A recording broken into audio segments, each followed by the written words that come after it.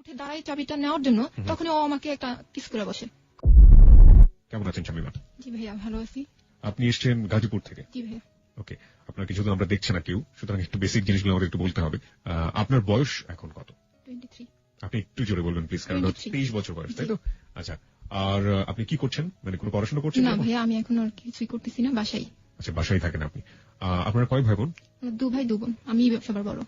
আপনি সবার বড় এবং আপনারা 2 ভাই 2 বোন। ঠিক আছে, আপনার জীবনের গল্পে আমরা যাই, তবে যাবার আগে একটু আমরা জানতে চাই যে আপনার বাবা কি কোনো কাজ করেন বা জব করেন? হ্যাঁ ভাইয়া, আমার বাবা একটা সরকারি চাকরি করে, হচ্ছে বাংলাদেশ সমরাস্ত্র কারখানাতে। বাংলাদেশ সমরাস্ত্র কারখানাতে। আর আপনার মা? আমার মা গৃহিণী। আপনার মা হাউস ওয়াইফ। ওকে, চলুন আপনার জীবনের গল্প আমরা শুনবো এবং খুব মনোযোগ দিয়ে শুনবো আশা করছি। কোথা থেকে আপনি শুরু করতে চান? ভাইয়া, আমি শুরু করবো ক্লাস 4 এ, যখন আমি পড়ি ক্লাস 4। আমরা তখন নানির বাড়িতে থাকি। ক্লাস 4 এ? হ্যাঁ, নানির বাড়িতে থাকি। তো আমার দাদুর জোরাজোরিতেই আমার বাবাকে দেশের বাইরে পাঠানো হয়। চাকরি থাকা অবস্থাতেই দেশের বাইরে পাঠানো হয়। আমার মামারা যে দেশের বাইরে থাকে, তার জন্য বলা হয় যে তাদের মেয়ের জামাইকে কেন নেওয়া হচ্ছে না। তো একটা জোরপূর্বক, আমার বাবার কোনো ইচ্ছাই ছিল না এখানে। তো অনেক টাকা ধার করে তারপর যাওয়া হয় সৌদি। সেখানে 3 মাস 7 দিন থেকে চলে আসছে আপনার বাবা। হ্যাঁ, চলে আসছে টাকা পয়সা মাইটার খেয়ে। আসার পরে যেটা হয়েছে যে চাকরিটা নিয়ে অনেক ঝামেলা সৃষ্টি হয়েছে, যে 1 মাস 7 দিন পার হয়ে গেছে। 3 মাস 7 দিন, 3 মাস 7 দিন পার হয়েছে। তার আগে আপনার বাবা চাকরি করতেন? হ্যাঁ, চাকরি করতেন। এবং ওখান থেকে ছুটি নিয়ে 3 মাসের ছুটি নিয়ে চলে গেছে। তো 7 দিন যেহেতু পার হয়ে গেছে, সরকারি চাকরি, তো লাল কালি একটা পড়ে গেছে। কেন গিয়েছিলেন মূলত বিদেশে? বিদেশে গেছে ছেলে মেয়ে 4 জন, ভাবলো যে হয়তো বা গেলে উন্নতি করতে পারবে, আর ছেলে মেয়েও ভালোভাবে থাকতে পারবে, পড়াশোনা করাবে। আচ্ছা। আম্মু অনেক টাকা পয়সা ধার করে বিদেশ পাঠালো। 3 মাস 7 দিন থেকে চলে আসলো। তারপর এসে অনেক কষ্ট করে, মানে আমার যে আব্বুর বস আছে, ওনাদেরকে ধরে টরে যে চাকরিটা আবার নিল। তো চাকরি করতেছে এর মধ্যে একদিন আমাদের পড়াশোনা নিয়ে, আমরা 2 ভাই বোন, আমার ইমিডিয়েট ছোট যেটা, ওটা আর আমরা এত বেশি টেলিভিশন দেখতাম নানুর বাড়িতে। এটা নিয়ে আন্টির সাথে আমার আব্বুর ঝগড়া লেগে আমাদের কোয়ার্টার নিয়ে ফেলে, মানে আমরা যে সরকারি কোয়ার্টার, ওই কোয়ার্টার নিয়ে ফেলে। তো 2 ভাই বোন নিয়ে আব্বু আম্মু ওখানে উঠলো। তখন আমি ক্লাস 5 এ পড়ি। হ্যাঁ, ক্লাস 5 এ। ক্লাস 7 এ যখন উঠি, তখন আমরা বাসা চেঞ্জ করি। যেহেতু ফ্যামিলিতে একটা অর্থনৈতিক সমস্যা ছিল, তার জন্য আমাদের বাসায় একটি লজিং রাখা হয় একটা ছেলেকে। ছেলেটির নাম হচ্ছে জুয়েল কাউসার, আব্দুল্লাহ কাউসার জুয়েল। আমার আম্মু বেশিরভাগ সময় বাইরে থাকতো, যেহেতু অনেক টাকা ধার হয়ে গেছে। আমি একটু পরিষ্কার করতে চাই, ছেলেটাকে লজিং নিয়ে আসলো আপনার বাবা? না, বাবা না। তাহলে আমার একটা ভাইয়া ছিল, দূর সম্পর্কে এক ভাইয়ার সাথে পড়তো, আই মিন ফ্রেন্ড। ওই ভাইয়ার মাধ্যমে আসা। তো আম্মু আর কিছু বলেনি যে উঠাও বা উঠো। হঠাৎ একদিন বগুড়া থেকে বেডিং পত্র নিয়ে আমাদের বাসায়। বগুড়া থেকে? হ্যাঁ, বগুড়া থেকে। তো আমরা একটু অবাক, আম্মু একটু অবাক, কি ব্যাপার। আমরা 3 ভাই বোন আর আব্বু আম্মু এক রুমে, আর একটা রুম ভাড়া দেওয়া হলো, মানে সরকারি কোয়ার্টারের মধ্যে। হ্যাঁ, সরকারি কোয়ার্টারের মধ্যে। যেটা কিন্তু কোনোভাবেই নিয়ম ছিল না। ও যখন ইন্টার ফার্স্ট ইয়ার ভর্তি, তখন আমি ক্লাস 7 এ। আমাদের সাথে এমন ভাবে মিশছে, মানে আমার আম্মু নিজের ছেলের চেয়েও বেশি এরকম ভাবে মিশছে আমাদের সাথে। মিশতে হঠাৎ করে একদিন বললো যে আমি আপনাদের সাথে ঈদ করবো। তো আমার আম্মু বললো যে ঈদ করবা তোমার বাবা মা রেখে, এটা কেমন দেখায়, তুমি এখানে ঈদ করবা? বলো না, আব্বু আম্মু কিছু বলবে না, এখানে ঈদ করবো। আমাদের সাথে ঈদ করলো। তো ঈদ করলো আমাদের সাথে, সারাদিন বাসায় ছিল না, কিন্তু আর কি রাতটা আমাদের এখানেই ছিল। এইভাবে কাটতে কাটতে যখন আমি ক্লাস 8 এ বার্ষিক পরীক্ষা দিব, এমনকি রান্নাঘরে গিয়েও সে ভাত নিয়ে খাইতেছে এরকম। তারপর যখন ক্লাস 8 এ আমি বার্ষিক পরীক্ষা দিলাম, তখন হঠাৎ একদিন ও ভিতর রুমে, মানে ও তো থাকে বাইরের রুমে, আমি ভিতর রুমে ঘর মুছতেছিলাম। ও হঠাৎ ওর রুমটা তালা দিয়ে চাবিটা দেওয়ার জন্য আমার রুমে আসে। তো ও, মানে আমি যখন উঠে দাঁড়াই চাবিটা নেওয়ার জন্য, তখন ও আমাকে একটা কিস করে বসে কপালে। আচমকা। মানে আমি তখন, মানে কি, আমি কিছুই বুঝি নাই কি হইলো। ভাইয়া, তখন তো ভাইয়া বলতাম, যে ভাইয়া এটা কি করলো, উনি আমাকে কিস করলো কেন, এরকম একটা মনোভাব। তো চলে গেল। সারাদিন আমার বাসায় ফিরে নেই। সন্ধ্যার পর যখন বাসায় ফিরতে, তখন আমি জিজ্ঞেস করলাম যে ভাইয়া, আপনি এরকম একটা কাজ আমার সাথে করলেন, এরকম প্রশ্ন করলাম।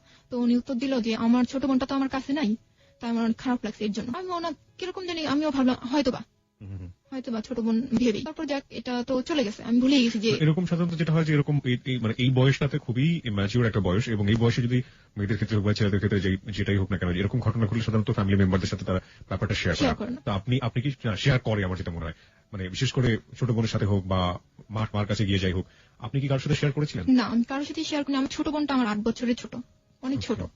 তো ওর সাথে তো শেয়ার করার কোনো আসে না। আর আম্মু বেশিরভাগ সময় যেহেতু বাইরে থাকতো, আম্মুর সাথে অতটা বেশি ক্লোজ ছিলাম না যে সবকিছু খুলে বলবো। আর আমাকে দেখা যেত বাসা থেকে খুব বেশি বাইরে যেতে দিত না। আপনার আম্মু কোথায়, মানে যেহেতু তুমি হাউস ওয়াইফ ছিলেন, কোথায় থাকতেন? আম্মু যে ওই যে কি বলে এটাকে, সমিতি যেটাকে বলে, এটার সাথে জড়াই গেছিল অনেক বেশি। সমিতি করতেন? হ্যাঁ, সমিতি করতেন। এই বেশিরভাগ সময় বাহিরে বাহিরে থাকতেন। তো এই খুব বেশি সময় পাইনি তার সাথে যে কথাগুলো খুলে বলবো। আর যেহেতু আমি বাহিরেও আমাকে খুব কম যাওয়া হতো, যে বাহিরে যাইতাম না, দোতলা বাসা ছিল তো বাহিরে খুব বেশি যাওয়া হতো না, তাই কারোর সাথে বলাও হতো না যে বান্ধবী বা বন্ধু কেউ আছে যে আমি শেয়ার করবো, এরকম কেউ ছিল না। খুব কম মিশছি মানুষের সাথে আমি। আচ্ছা, তো তারপরে ছেলেটা আসলো, আপনি তাকে বললেন?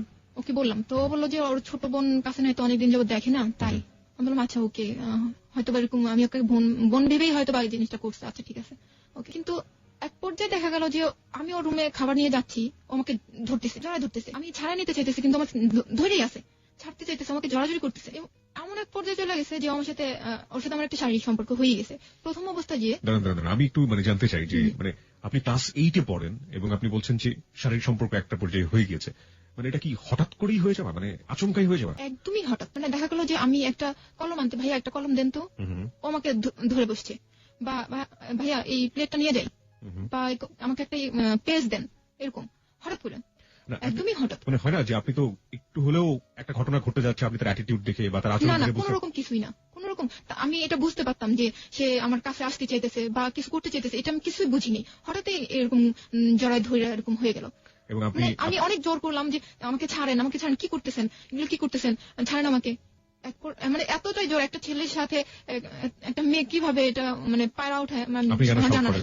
আমি একদমই অবাক। সাধারণত যেটা হয় যে ওই রকম হলে তো মেয়েটা তো অনেক ছোট, স্বাভাবিকভাবে চিৎকার চেঁচামেচি করার একটা ব্যাপার ছিল, শাউট করার একটা ব্যাপার ছিল, আপনি সেটা করেননি? না, আমি এটা করিনি। কেন করেননি? ভয় ছিল যে আব্বু আম্মু এটা যদি আয়সা একটা ঝামেলার সৃষ্টি হয়, যে এই মেয়ে খারাপ, যে আশেপাশে মানুষ এরকম, আমাদের এলাকাটা ছিল এরকম যে ছেলে কি করলো সেটা না, মেয়েটার উপরে কিন্তু জিনিসটা চাপাই দেওয়া হয় যে মেয়েটা হয়তো বা এই কাজটা করতেছে। তাই আমি চিল্লাচিল্লি, আর এমন হয়তো যে চিল্লাচিল্লি করলে লোকজন আইসা ওরা কিছু বলতো না, বলতো যে এই মেয়েটা এর ঘরে এই ছেলেকে রাখা হয়েছে, এই মেয়েটা নিশ্চয়ই এই কাজটা করছে, বা এই মেয়েটাই খারাপ, এরকম হয়তো। ঘটনাটা আমি যত বুঝতে পারছি আপনার কাছ থেকে শুনে যে এটা একটা ইভেন্চুয়ালি হঠাৎ করে হয়ে যাওয়া, কোনো ইকুয়েশন নাই, কোনো কিছু নাই, আমি একদমই বুঝতে পারিনি, একদমই না যে ও আমার সাথে এরকম করবে, আমি কখনোই চিন্তা করিনি। আপনি তখন ক্লাস 8 এ পড়েন, আর তখন কোথায় পড়ছে? তখন ইন্টার কি ফার্স্ট ইয়ার আর সেকেন্ড ইয়ার? হ্যাঁ, সেকেন্ড ইয়ার। সেকেন্ড ইয়ারে পড়ছে, ইন্টার সেকেন্ড ইয়ারে পড়ছে জুয়েল, এবং শামিমা তখন ক্লাস 8 এ। ওকে, তারপর কি হলো? তারপর আমি তো কান্নাকাটি করতেছি খুব, আমাকে এরকম করলেন কেন আপনি? তো কান্নাকাটি করার পর আমাকে বোঝালো যে কান্নাকাটি করো না, এটা হঠাৎ করে হয়ে গেছে, টেনশন করার কিছু নাই। আমি তো একা একা খুব কান্নাকাটি করি, চিন্তা করি যে আমার সাথে কি হইলো। তারপর একের পর এক যখনই ও দেখতেছে যে আমার ফ্যামিলির কেউ নাই বা আমি একা, তখনই আমাকে ধরার চেষ্টা করছে, তখনই আমার সাথে একটা সম্পর্ক তৈরি করে জোর করে। আমি ভিতর রুমে ঘুমাই আছি, ও আস্তে করে, আমার ছোট দুইটা ভাই বোন পাশে শোয়া, ও আস্তে করে যায় আমার পাটাই না ধৈরাটাই না বাইরে নিয়ে আসে, নিয়ে এসে আমাকে জোর করে। টু বি অনেস্ট, আপনি নিজেও কি সাড়া দিতেন? অস্বীকার করার কোনো উপায় না, আমি প্রথমবার যখন এরকম হয়েছে জোর, তারপর আমি আর জোর করিনি। তারপরে আপনি আর জোর করেননি? তারপর আমি চিন্তা করছি যে এই ছেলেটা আমার সাথে এরকম করতেছে, আমি ওকে প্রশ্ন করছি, দেখেন আপনি, তখন তো আমি ওকে আপনি করে বলি যে আপনি আমার সাথে এরকম করতেছেন, আমার কি হবে, আপনি এগুলো করতেছেন কেন, আমাকে তো আপনি আমার সবকিছুই তো আপনি নিয়ে নিতেছেন, কি করতেছেন আপনি এগুলো। তখন আমাকে বললো যে তুমি চিন্তা করো না, ইন্টার পাসটা করি, তারপর আমরা সম্পর্কটা আগাই নিব, আমরা বিয়ে করবো, বা এরকম একটা আশ্বাস আমাকে দিল। হ্যাঁ, তখন আমি কোনো বাধাই ওকে দেইনি, যে হ্যাঁ ও তো ইন্টার পাস করার পর আমাকে বিয়ে করবে। আপনি কি বুঝতেন তখন যে সম্পর্ক জিনিসটা কি, বা একটা ছেলের প্রতি ভালো লাগাটা? না, আমার তো ওকে ভালো লাগেই নাই। কতদিন পর্যন্ত আপনাদের এই সম্পর্কটা ছিল?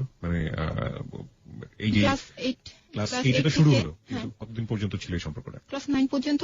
1 বছর আপনারা এই জিনিসটা কন্টিনিউ করেছেন? ওকে, আমাকে বলুন, একটু বিস্তারিত বলুন, আমরা জানতে চাই। আমাদের 1 বছর কন্টিনিউ এইভাবে, ওর ইন্টার পাস হওয়ার আগ পর্যন্ত ও এইভাবে কন্টিনিউ করলো আমার সাথে সম্পর্কটা। ও যাওয়ার আগে আমাকে বলে গেল যে আমি ঢাকায় থাকবো, আমি তোমার সাথে কন্ট্যাক্ট করবো, আসা যাওয়া করবো, তুমি কোনো টেনশন করো না, কারোর কথা কিছু শুনো না, আমি তোমার সাথে কন্ট্যাক্ট করবো, আর আমি তোমাকে বিয়ে করে নিয়ে যাবো। 1 বছরের মধ্যে আপনি আপনার বাবা মা বা অন্য কাউকে বলেননি, আভাস দেননি? কিছুই বলিনি। আপনি নিজেও এনজয় করতেন? আপনার নিজের ভালো লাগতো? না, আমার তখন ভাইয়া আমার এরকম ফিলিংস হয়নি যে এই ছেলেটা আমার গায়ে ধরতেছে আমার ভালো লাগতেছে, বা আমার কিস করতেছে আমার ভালো লাগছে, ওরকম কিছুই আমার হয়নি, ওরকম কিছুই না। তাহলে যা শুধু ওর দেখতে ভালো লাগতো, না দেখলে একটু খারাপ লাগতো যে এই ছেলেটা কোথায় গেল, ভালো লাগতেছে না কেন। মনে হয় ওইটাই ছিল, যে ওইটাই হয়তো বা ভালোবাসা ছিল, কিন্তু আমি বুঝিনি তখন, ওই বয়সে হয়তো বা বুঝিনি। তারপর 1 বছর চলে গেল এখান থেকে, আমিও ক্লাস 9 এ উঠলাম। যখন আমি ক্লাস 9 এ উঠলাম, 9 এর বার্ষিক পরীক্ষা দিব, তখন আমি প্রেগনেন্ট হয়ে যাই। হ্যাঁ, কিন্তু আমি মোটেও বুঝতে পারিনি। যখন আমি ক্লাস 6 এ পড়ি, তখন আমার সমস্যা ছিল, 2 মাস 3 মাস পর হতো, তখন আমাকে ডাক্তার দেখানো হয়েছিল, ডাক্তার বলছে যে বয়স হলে ঠিক হয়ে যাবে। তো আমি ভাবলাম যে হয়তোবা এর কারণেই এই জিনিসটা হচ্ছে। কিন্তু এই শারীরিক সম্পর্কের কারণে যে আমি প্রেগনেন্ট হবো বা আমার বাচ্চা হবে, এটা আমি কখনোই চিন্তা করতাম না। আমার মাথায় কোনোদিন এটা আসেই নাই, আর আমি জানতাম না, আমি জানতামই না।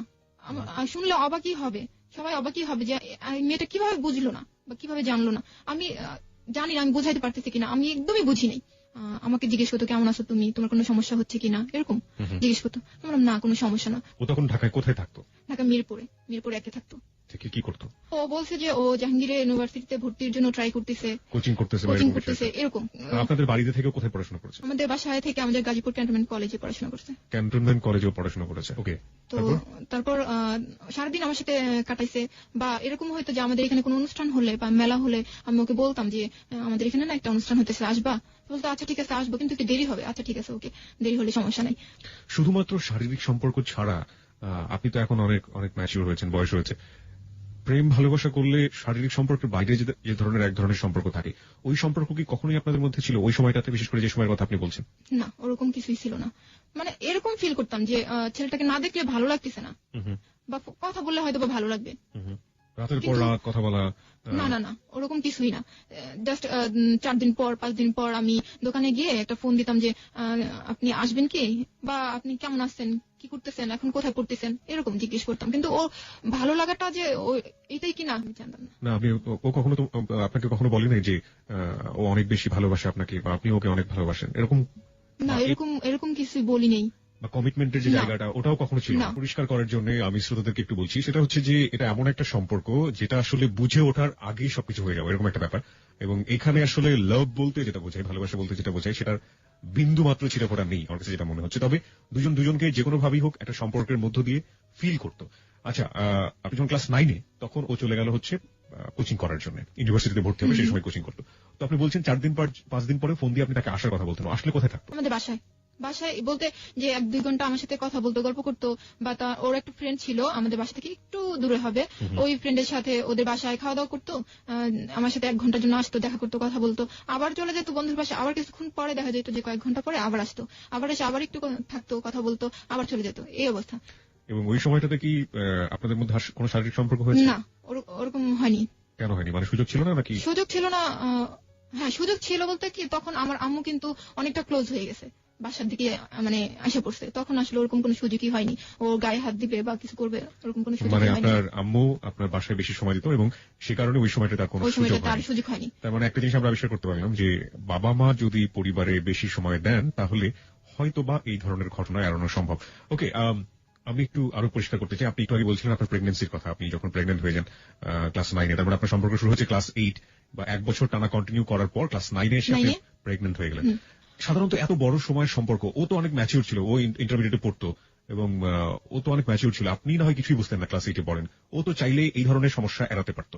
কিন্তু ও আমাকে একটা জিনিস বলতো যে তোমার কোনো সমস্যা আছে, তোমার কোনো প্রবলেম আছে। আমি বলতাম না, কোনো প্রবলেম তো নাই আমার, কোনো প্রবলেম নাই, এরকম বলতাম। কিন্তু ও যে কি মিন করে বলতেছে এটা কিন্তু আমি জানতাম না। ও আমার জিজ্ঞেস করতো তোমার কোনো সমস্যা আছে, না আমার তো কোনো সমস্যা নাই, এরকম। যাই আমরা ক্লাস 9-এর দিকে যাই, আপনি যখন প্রেগন্যান্ট হয়ে গেলেন সেই গল্পটা একটু জানতে চাই। আচ্ছা, ক্লাস 9-এ আমি আমার ভেতরে একজন হইতেছে, বা আমার ভেতরে কেউ একজন হইতেছে, আমি বিন্দু পরিমাণ বুঝিনি। আমার শারীরিক পরিবর্তন হইতেছে, আমি একটু বুঝিনি। আমি দিব্যি স্কুলে যাইতেছি, খাইতেছি, খাওয়াটা অনেক বেশি খাইতেছি, এমন দেখা যাইতেছে যে একটা জিনিস অনেক বেশি খাইতেছি যেটা আমি খাই না। এরকম আমার অনেক পরিবর্তন হইতেছে, আমি কিছুই বুঝতেছি না যে আমি লেবুটা এত বেশি খাইতেছি কেন, আমি কেন করতেছে, বা আমার যে হইতেছে না, সেটাই আমি ভাবতেছি যে আমার হয়তো ওই রোগটা ছিল, অসুখটা ছিল, এর জন্য হয়তো বা হইতেছে না। আমি মনে মনে রাখতেছি, আমি কাউকে বলিনি। আমার ক্লোজ একটা বান্ধবী ছিল, ওকেও আমি কখনো এই কথাটা বলিনি, কারণ আমি বুঝতেছি কি যে হয়তো বা এর জন্যই, এই অসুখটার জন্যই হয়তো বা 2003-এর জুলাই মাসে 15 তারিখে সবার কাছে জানাজানি হয়ে গেল যে আমি প্রেগনেন্ট। কিভাবে হলো? গাছে উঠতে পারতাম, অনেক গাছে উঠতে পারতাম আমি। তো পেয়ারা খাওয়ার জন্য গাছে উঠছিলাম। গাছে ওঠার পর আমার একটা পাশের এক আন্টি আমাকে দেখছে যে আমার শরীরটা অনেক মোটা হয়েছে, বা আমার পেটটা অনেক উঁচা লাগতেছে, এরকম। তো আন্টিটা আবার আমার আম্মুকে মাঠে হাঁটতে গেছে। তো আন্টিটা বলতেছে আমার আম্মুরে যে ভাবি, আপনার মেয়ের কোনো পরিবর্তন খেয়াল করছেন আপনি? তো আমার আম্মু বলছে না তো, আমি তো কিছু খেয়াল করিনি, কি সমস্যা বলেন কি। আপনি ওকে জিজ্ঞেস করেন যে ওর ঠিক মতো হচ্ছে কিনা। আমার আম্মু বাসায় আসছে, বাসায় এসে আমাকে জিজ্ঞেস করছে যে তোমার কি ঠিক মতো হইতেছে। তখনও বলতেছে হ্যাঁ আম্মু হইতেছে। তখন বলছে না, তোমার হইতেছে না, তুমি আমার কাছে সব খুলে বলো। তখন আমি বলি না, তখন আম্মু বাধ্য হয়ে আমার সেই ক্লোজ বান্ধবীকে খবর দিছে যে তুমি এখনই আমার বাসায় আসো। তো আমার বান্ধবীটা আসে, আমার বান্ধবী আমাকে দরজাটা আটকে আমাকে জিজ্ঞেস করে যে তোমাকে সব খুলে বল, কি হয়েছে তোর সাথে কি হয়েছে। তারপর আমার বান্ধবী এত জোর করতেছে, তারপর আমি বলি না যে আমার সাথে এই হয়েছে। তারপর যখন ও আমার খুব এত হয়ে ইমোশনাল হয়ে আমাকে বলছে যে দেখ শানু, তোর অনেক প্রবলেম হবে, তুই আমাকে সব খুলে বল। আমি আর রাখতেই পারি না নিজের ভেতরে, জোরে ওকে জড়ায় ধরে বলে ফেলছি, হ্যাঁ মৌসুমী আমার সাথে এই হয়েছে, আমাকে এই হয়েছে। তখন ও জিজ্ঞেস করতে কোন ছেলে বল, কোথাকার ছেলে। তখন আমি ওর নামটা বললাম। ও পুরো আমাকে। তখন আপনার কয় মাস চলছিল এটা? তখন আমার 5 মাস শেষ। 5 মাস শেষ? 5 মাস পর্যন্ত আপনি নিজের মধ্যে এটা গোপন করে রাখছি। আচ্ছা, তারপর যখন এটা আমি কখন বুঝতে পারছি যে আমার ভেতরে একজন হইতেছে, যখন আমার জিনিসটা আমার ভেতর নড়তেছে, যে কেউ আমাকে লাথি দিতেছে বা আমার এক সাইডে উঁচা হইতেছে, এক সাইডে নিচা হইতেছে, যখন আমি বুঝতে পারতেছি যে আমার ভেতরে কিছু একটা হয়েছে, আমি তখন জুয়েলকে ফোন দিই যে আপনি কি একটু আসতে পারবেন, আপনার সাথে আমার ইম্পর্টেন্ট কথা আছে। 5 মাস পর? হ্যাঁ। তখন ও আমাকে বললো যে আমার 18 তারিখ পরীক্ষাটা দেই, তারপর আসি। আমি বললাম আচ্ছা ঠিক আছে, 18 তারিখ আসলেই সামনাসামনি বলবো যে আমার তো এই প্রবলেম, আমি কি করবো। এর আগে 15 তারিখে তো এই ঘটনা সবাই জেনে গেল। আমার বান্ধবী আমার আম্মুকে ডেকে বললো যে আন্টি এই অবস্থা। আমার আম্মু তো তখনই শেষ। আমার আম্মু তখন কি বেঁচে আছে না কি কিছু বুঝতে না, এমন কান্না করতেছে আর কি করবে, আমাকে বকাও দিতে পারতেছে না, পুরো পাগলের মতো হয়ে গেছে। তখন আমাদের দোতলায় একটা আন্টি ছিল, আন্টিটা ছিল আবার অ্যাডভোকেট। তো ওই আন্টিকে ডাকার পর বলে যে আমার সাথে একটু চলো, মার্কেটে চলো, ফোন দিতে হবে এক জায়গায়, আমাকে সহই, আমি সাথে ছিলাম, আমাকে সহই মার্কেটে নিয়ে যেয়ে ফোন করলো ওর কাছে, জুয়েলের কাছে ফোন করলো যে আমাকে আম্মু আর আন্টি যা যা শিখাই দিছে আমি তাই ওকে বললাম যে তুমি কি আসবা, তুমি কালকের মধ্যে আসো, তুমি কালকের মধ্যে আসবা। আম্মু শিখাই দিল যে বলো যে আমি প্রেগনেন্ট, তুমি কি আমাকে বিয়ে করবা কি করবা না, যদি বিয়ে করো তাহলে কালকে আসো। আপনার আম্মু আপনাকে এই কথা বললো ওই ছেলেকে বলার জন্য যে তুমি আসো। তারপরে যখন ও আমার কথায় সাই দিতেছে না, তখন আমার ওই আন্টিটা ফোন নিয়ে বললো যে দেখো জুয়েল, ও তো নাছরবান্ধা, ও বললেন আমার পরীক্ষা আমি আসতেই পারবো না, পরীক্ষা আমি আসতে পারবো না। একই কথা, আমার বাসায় তো পুরো একদম অন্ধকার। আমার আব্বুরে বললো, আমার আব্বু আমাকে সবচেয়ে বেশি 4 ভাই বোনের মধ্যে সবচেয়ে বেশি ভালোবাসে। সে জায়নামাজ থেকে এক বিন্দুর জন্য উঠে নেই, শুধু আল্লাহর কাছে একটা দোয়া করছে আমার মেয়ের কোনো সর্বনাশ, কোনো ক্ষতি যেন না হয়, এই ছেলে যেন আশা পড়ে, এরকম একটা। ওখান থেকে উঠিনি, জায়নামাজ থেকে উঠিনি আমার আব্বু। তো আমাকে আমার আম্মু আরো অনেক কিছু ডিটেল জিজ্ঞেস করলো যে তুমি কবে এগুলো করছো, কেন করছো এই। তখন আমি বললাম যে আম্মু আমি তো আসলে আমার সাথে এরকম হয়েছে। আমাকে বলছে তুমি বলোনি কেন, আমার কাছে কেন বলোনি, মা হইতেছে সবচেয়ে কাছের বন্ধু, তুমি কেন আমাকে বলোনি। তখন আসলে আমি কিছুই বলিনি, আমি শুধু কান্না করছি, কিছুই বলিনি, কিছু বলতে পারিনি। তারপর পরের দিন সকালবেলা আমার সিঁড়ির যে মুরব্বীরা আছে এদেরকে আমার বাবা ডেকে এই ঘটনাটা বললো যে এরকম একটা ঘটনা, এখন আপনারা যদি হেল্প না করেন তাহলে আমি একা কিছু করতে পারবো না। তখন আমাদেরকে ডাকছিল আপনার আব্বু ডেকে। কাকে ডেকেছে? আমাদের সিঁড়িতে যে মুরব্বীরা থাকে, সিঁড়ি মানে হচ্ছে আপনাদের বিল্ডিং? হ্যাঁ বিল্ডিং এর যে আঙ্কেলরা আছে তাদেরকে ডাকলো। এর মধ্যে যে আন্টির কথা বললাম, ওই আন্টির আব্বু ছিল একটু উপরের লেভেলে। তো ওনাকে আমি নানা ডাকতাম। তো ওই নানাকে আগে বলা হয়েছে যে আপনি একটু সিঁড়ির লোকজনকে নিয়ে একটু আমার বাসায় আসেন, আমার বাসায় একটা প্রবলেম হয়েছে। তো ওনারা আসার পর পরামর্শ করে যে কি করলে কি করা যায়। তখন ওই নানাটা বললো যে ঠিক আছে, আমি এটা অফিসে যাওয়ার পর অফিসে আমাদের যে বস আছে ওদেরকে জানাবো এবং কিভাবে কি করা যায় সেটা আমরা দেখতেছি। এবং সেই লোকজনই একটা দায়িত্ব নিল যে কিভাবে এই মেয়েকে কি করা যায়। তো আমাকে আমার নানা অনেক কিছু জিজ্ঞেস করছে যে তুমি কি ও কি তোমাকে কোনো চিঠি দিছে বা ও লিখছে, এরকম কোনো কাগজ আছে। তো আমি বললাম হ্যাঁ আছে, আমার কাছে এরকম কাগজ আছে। তো আমাকে দেখাইতে বললো। পর আমি সব দেখাইছি যে এই ডায়েরিতে এত ডেট গুলা লেখা আছে যে ও কোনদিন আসছে আমার এখানে। তারপর আমাকে একটা চিঠি লিখছে, এগুলা দেখালাম। চিঠি লিখতো আপনার কাছে? হ্যাঁ চিঠি লিখতো আমার কাছে। কেন, কি ধরনের কি ভাষা থাকতো চিঠিতে? চিঠিতে ভাষা ছিল এরকম যে পড়াশোনা করো, ভালোভাবে পড়াশোনা করো, টেনশন করো না, নিজের যত্ন নাও। আর ছিল এরকম যে আই লাভ ইউ, এই এতটুকুই, এগুলাই ভালোবাসার কথাগুলা লেখা ছিল এরকম। চিঠিগুলা অনেকদিন এরকম ছিল না যে লেখা পোস্ট করলাম তারপর আসলো, এরকম না। ও যখন আসতো ও একাই আমার রুম থেকে কাগজ কলম নিয়ে আমার জন্য লিখতো, লিখে আমার কাছে দিত, আমার রুমে বসে আমাকে চিঠি লিখে আমাকে দিত এরকম। কিন্তু যে ও চলে গেছে ওখান থেকে চিঠি দিতে এরকম না। তো কতগুলো চিঠি ছিল এরকম আপনার কাছে? 3-4টার মতো। তো নানারা সবাই পরের দিন করলো, অফিসে গেল এবং আমাদের যে ছিল কমান্ডেন্ট ছিল ওখানে জানালো যে আমাদের অর্ডিন্যান্সের এক চাকরিজীবীর মেয়ের সাথে এরকম একটা ঘটনা ঘটছে। তো ওনারা সিদ্ধান্ত নিল যে এখন কি করা যায়। ছেলে কোথায়? ছেলে তো বগুড়ায়। মানে তখন মিরপুরে ছিল, আপনি বলছিলেন কোচিং করছে। ও না, বগুড়া চলে গেছে। ও যখন জানতে পারছে যে আমি প্রেগনেন্ট, তখন ও ঢাকায় পরীক্ষা না দিয়ে চলে গেছে বগুড়ায়। পরীক্ষাটা অ্যাটেন্ড করেনি, চলে গেছে।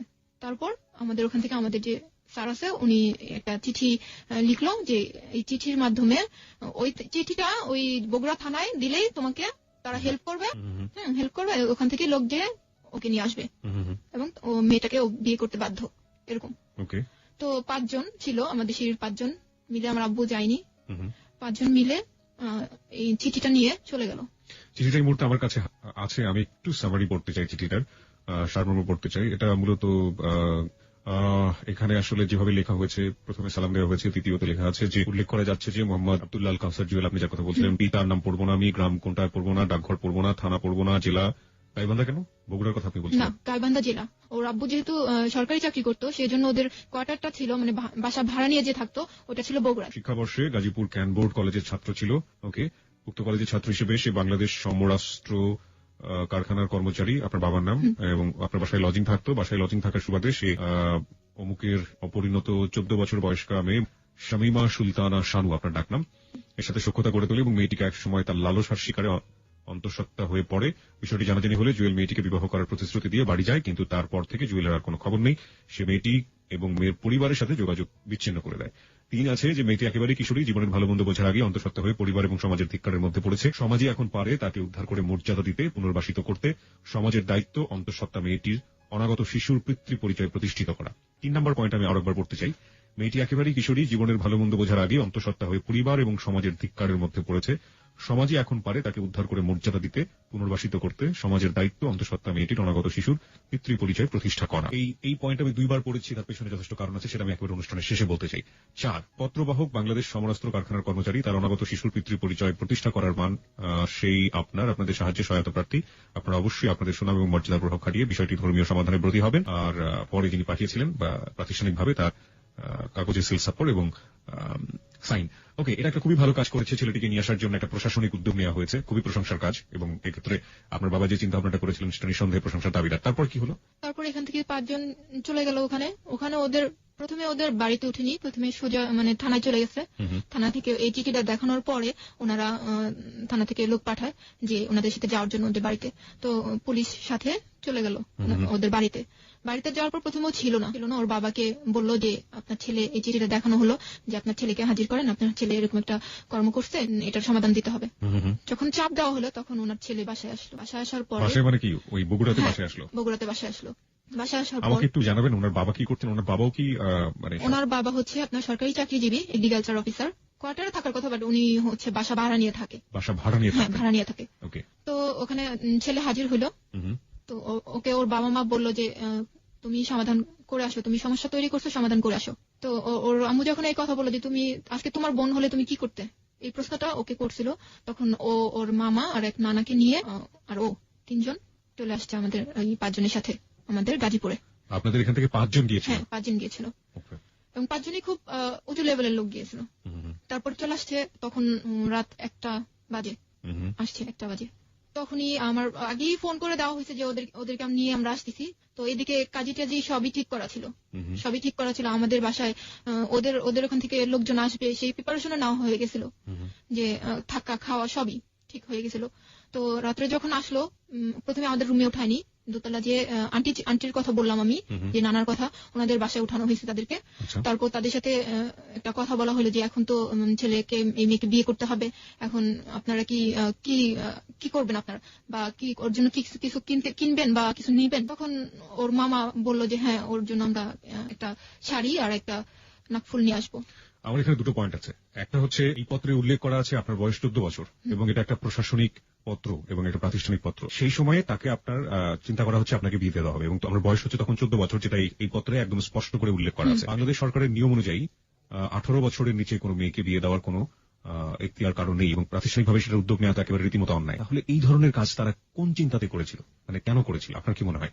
তখন তো এটা ছাড়া মনে হয় না যে কিছু করা ছিল। তারা এই চিন্তাটা করছে যে বয়সটা যখন আর কি 14 বছর, এটাকে একটা তো সমাধানে নিতে হবে, যে মেয়েটাকে তো বিয়ে দিতে হবে।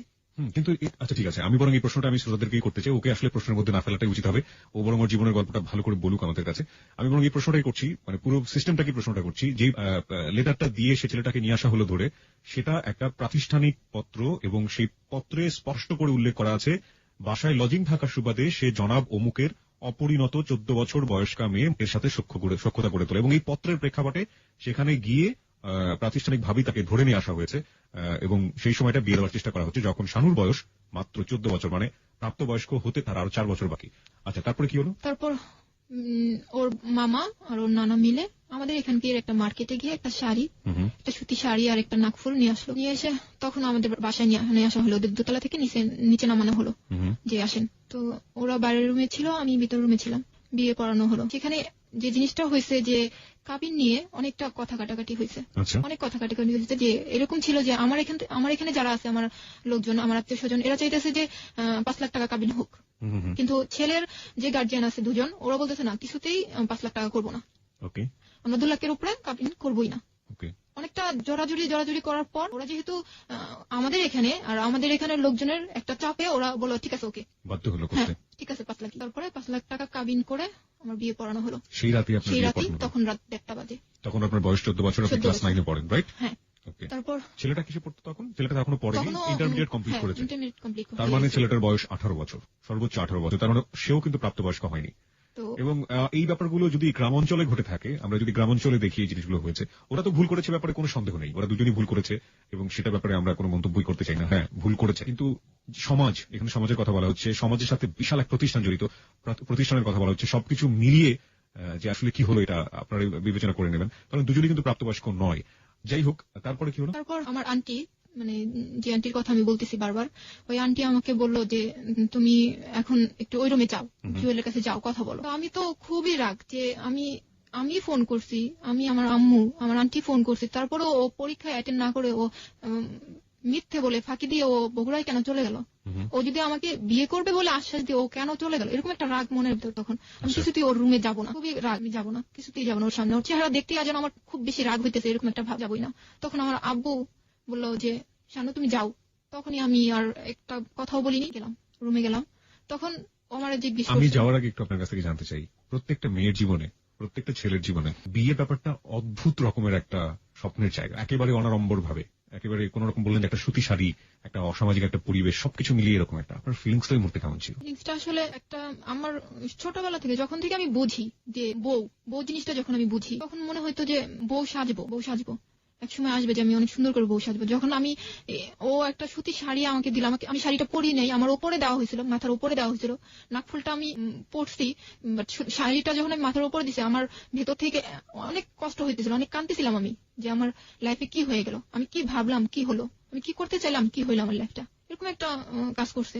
তারপর রুমে গেলাম, যাওয়ার পর আপনাদের কি বাসর ঘর সাজানো হয়েছিল? না, কিছুই হয়নি, সিম্পল একটা রুম।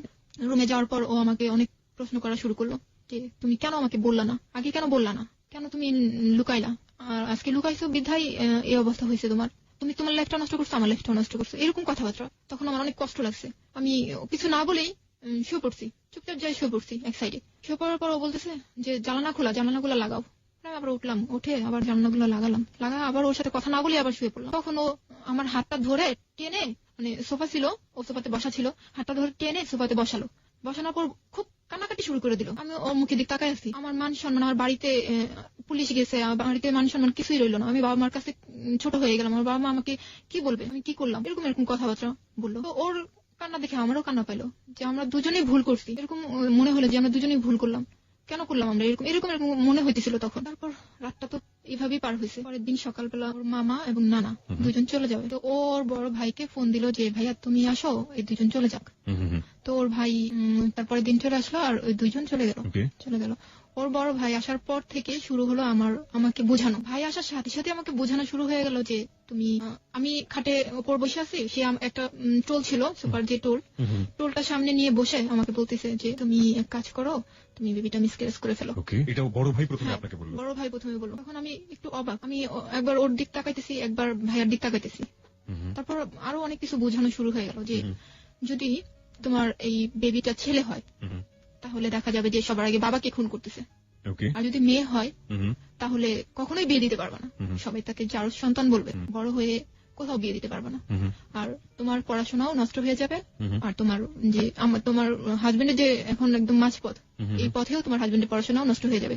তারপর কি করতে হবে, যে কামলা দিয়ে খেতে হবে। তখন কি তোমরা ভালো থাকতে পারবে? এরকম আমাকে প্রশ্ন করতেছে, বিভিন্ন রকমের প্রশ্ন করে আপনাকে বোঝানোর চেষ্টা করতেছে। তো আমার হাজবেন্ডও কিন্তু এরকমই কথাবার্তা আমাকে বলতেছে, বুঝাইতেছে, একদিন দুদিন করে বুঝাইতেছে। লাস্ট আমি একটা কথা আমাকে বলা হয়েছিল যে তুমি মেয়ে হলে বিয়ে দিতে পারবে না, মেয়ে হলে তুমি বিয়ে দিতে পারবে না, তাকে জারজ বলা হবে। এই কথাটা আমার অনেক বেশি লাগছিল। তখন আমি বললাম হ্যাঁ ঠিক আছে, আমি বেবি মিসক্যারেজ করবো। ক্লাস 9-এ পড়েন আপনি, 14 বছর বয়স, আপনি 5 মান্থ প্রেগন্যান্ট, এবং আপনি ওই সময় বেবি অ্যাবর্ট করতে যাচ্ছেন। আপনার ফিজিক্যাল, আমি একেবারেই হ্যাংলা ছিলাম, আর বলতেছি। তো তখন আমি রাজি হয়ে গেলাম যে হ্যাঁ আমি বেবিটা মিসক্যারেজ করে ফেলবো। তো এখন বিভিন্ন হসপিটাল আমাকে নেওয়া হচ্ছে, ওর ভাই। বিভিন্ন হসপিটাল কেন নিচ্ছে? বিভিন্ন হসপিটাল এই কারণে যে হসপিটালে আমি যাচ্ছি না কেন, আমার অপারেশন করতে চাইতেছে না। একই হইতেছে আমার প্রেশার এতই কম ছিল, অনেক কম ছিল, আর গায়ে রক্ত একেবারেই ছিল না। তো এই কারণে ডাক্তাররা বলতেছে না আমরা এটা করতে পারবো না, যদিও করি আপনাকে বনসই দিতে হবে, যে কিছু হলে, মেয়ের কিছু হলে এটার জন্য ডাক্তাররা দায়ী থাকবে না। আপনার প্যারেন্টস যারা ছিল, আপনার অভিভাবক যারা ছিল, তারা কি বলছিল? আমার আব্বু এটার জন্য আমাকে একদমই সাপোর্ট করেনি, আমাকে অনেক বুঝাইছে যে আমরা পালবো, তোমার পালা লাগবে না, আমরা পালবো। আমার এক আন্টি ছিল, যে অনেক গরিব একটা আন্টি, আমার আম্মুর খালাতো বোন। তো ওই আন্টি আমাকে বলছে যে তুই শুধু আমাকে দিয়ে দে, জন্মটা দিয়ে আমাকে দিয়ে দে, আমি সারা জীবন তোর সামনেই আসবো না ওর নিয়ে, এরকম বলছে। তারপর আমি রাজি হইনি, বলছি না। আমি আমার হাজবেন্ডকে বললাম যে আমি বেবিটা রাখি, আমাদের কাছে রাখবো না, আমার আন্টিকে দিয়ে দেবো, নিয়ে যাক, আমার চোখের সামনে থাকবে না, অনেক দূরে নিয়ে যাবে, এরকম বলছি ওকে আমি।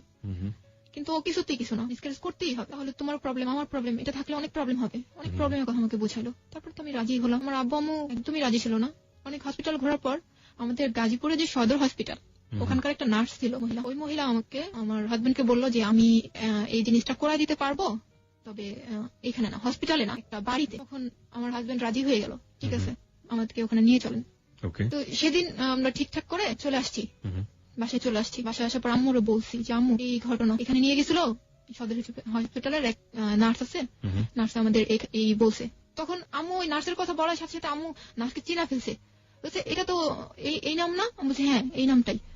তো বলছে বাবা তুমি মরে যাবা, আমাকে বলছে বাবা তুমি মরে যাবা, তোমার কোনো দরকার নাই, তুমি জুয়েলকে মানা করে দাও যে আমি মিসক্যারেজ করবো না, মানা করে দাও। আমার মা তো একদমই রাজি না, একদমই না। তো আমি বললাম না আম্মু এই সমস্যা হবে, দেখো মা আমার এই যে পড়াশোনা একদম একেবারে নষ্ট হয়ে যাবে, আর ছেলে হলে ওর বাবাকে খুন করবে, মেয়ে হলে এই করবে, বিয়ে দিতে পারবো না, যার সন্তান বলবে, এরকম আমার মাকে আমি বুঝাইতেছি। তারপর আমার আম্মু আর কিছুই বলে নাই, আম্মু রাজি না, মানে হ্যাঁও বলে নাই নাও বলে নাই, কিছুই না, চুপ করে আছে। তার পরের দিন সকালবেলা আমি আমার হাজবেন্ড দুজন হসপিটালে, মানে ওই সদর হসপিটালে চলে গেলাম। যাওয়ার সময় আম্মু গোসলখানায় ছিল, বলার জন্য যে বলবো যে আম্মু আমি চলে যেতেছি। আম্মু আমার চেহারাটাও দেখেনি, শুধু গোসলখানার ও পাশে আম্মা ছিল, আমি এ পাশ থেকে বললাম যে আম্মু আমি চলে গেলাম। ওখান থেকে ওই নার্স একটা বাড়িতে আমাকে নিয়ে গেল। ওখানে ওই বাড়িতে আসলে যে মহিলা, ওই মহিলা বেবি মিসক্যারেজই করে, ওনার কাজই হচ্ছে এটা। তো রুমটা ছিল এরকম, আমি বলতে চাই যে একটা বেড ছিল আর পাশে আরেকটা বেড ছিল, আর যে বেডটাতে আমি ছিলাম ওই বেডটা আমাদের বিছানা যেরকম তোষক জাজিম টাজিম থাকে এরকম সেম, কোন হসপিটালে যে বেডগুলো ওরকম না, এরকম বেড। তো ওখানে আমাকে নিয়ে গেল, ওখানে ওই বেডে আমাকে রাখা হলো, এবং যখন আমি গেছি তখনই আমাকে দেওয়া হলো, স্যালাইন দেওয়া হলো, আর একের পর এক ক্যাপসুল খাইতে দেওয়া হলো। আমার একের পর একটা ক্যাপসুল খেলাম। আর এটা ওই নার্সে করছে, কোনো ডাক্তার না, কোনো ডাক্তার না, নার্সও বলা যাবে না ওটাকে। নার্স তো ওখানে আমাকে পরিচয় করে দিয়ে চলে আসলো। কে করছে আপনি কিছুই জানেন না? কে করতেছে আমি কিন্তু জানি না। একটা মহিলা ছিল, একটা বুড়া মহিলা ছিল, উনি করছে সবকিছু। উনি আমাকে ওষুধ দিতেছে, উনি আমাকে স্যালাইন লাগাইছে, উনি আমাকে এই স্যালাইনের ভিতর যে বিভিন্ন রকমের ওষুধ ওগুলা দিচ্ছে, ওই মহিলাই করছে। যখন আমি আমার পেটের ব্যথাটা আস্তে আস্তে বাড়তে শুরু করলো, পেটে ব্যথা করতেছে, আমার কোমর থেকে পেটে ব্যথা করতেছে, আস্তে আস্তে ব্যথা করতেছে। যখন আমার ব্যথাটা এত পরিমাণ বেড়ে গেল যে আমি কিছুতেই থাকতে পারছি না, আমার অনেক চিল্লাচিল্লি করতেছি, আমি অনেক চিল্লাচিল্লি করতেছি। তখন আমার হাজবেন্ড কি করলো, যে আমার আম্মুকে যে বাসায় আয়সা নিয়ে গেল, আমাকে ওই অবস্থা ওখানে রেখে আমার আম্মুকে নিতে আসলো। আমার আম্মু কিন্তু আম্মু ডাকে না, ডাকে আন্টি। তো বললো আন্টি আপনি একটু চলেন, শানুর অবস্থা তো ভালো না, একটু চলেন, এরকম। তো আম্মু তো ওই কথা শোনার পর আমার আম্মু পাগলের মতো ওর সাথে চলে আসছে। আমাকে যখন দেখছে যে আমি বেডের মধ্যে এরকম ব্যথায় কাতরাতেছি, তখন আম্মু যে কি করছে আমি মানে না দেখলে সেটা কেউ বুঝবে না। আমার সারা মুখে আম্মু এত চুমা খাইতেছে আর বলতেছে আমার মেয়ে মরে যাচ্ছে, আমার মেয়ে মরে যাচ্ছে, এরকম করতেছে। তারপর ওই দিন সারাদিনই আমি বেডে ছিলাম, এরকম চালান চলতেছে, আমি ব্যথা এরকম চিল্লাইতেছি। পরের দিন শুক্রবার সকালবেলা, এটা ছিল 16 আগস্ট, বেবিটা নর্মালি হইলো, এবং নর্মালি হলো এবং সেটা মৃত। আমি একটা কথা বলতে চাই যে যখন বেবিটা অনেক নড়তেছিল আমার পেটের মধ্যে, তখন ওই মহিলাটা একটা ছোট কলসির মধ্যে গরম পানি নিয়ে আমার পেটের উপর রাখছিল। তখন মনে হলো কি যে আরো বেশি মনে হয় বাচ্চাটা নড়তেছে, চিল্লাইতেছে, এরকম মনে হলো আমার কাছে। তারপরে পরের দিন তো হলো, তখন আমার আন্টিকে আমার আম্মু খবর দিল যে তুমি একটু আসবো। এটা ওই আন্টি যে আন্টিটা বেবিটা নিতে চাইছিল, বলছিল আমি সারা জীবন আসবো না তোমার সামনে। আন্টিটা আসার পরে আমি বললাম, আন্টি আমাকে একটু বেবিটাকে দেখান তো, চেহারাটা একটু দেখান আমাকে। তো আন্টি একটু ঘুরায় আমাকে চেহারাটা দেখালো। তখনই আমি সেই মুহূর্তে আমি বুঝতে পারলাম যে আমি কত বড় একটা ভুল করছি। সেদিনই চলে আসছি, ওখান থেকে নিয়ে আসছে আমাকে একটা সিএনজি ভাড়া করে বাসায় নিয়ে আসছে। নিয়ে এসে আমি খুবই অসুস্থ, আমাকে ওষুধপত্র দেওয়া হয়েছে, আমি একদমই মানে আমাকে কোলে করে মানে এসে নিতে হয়, গোসলখানায় কোলে করে আমাকে টয়লেটে নিতে হয়, এরকম অবস্থা। বেবিটা কি ছেলে ছিল না মেয়ে ছিল? মেয়ে ছিল। তো অনেক অসুস্থ, ও আমাকে এখানে রেখেই আস্তে আস্তে বিকাল হয়ে গেছে, একটু সন্ধ্যা সন্ধ্যা টাইপ হয়ে গেছে।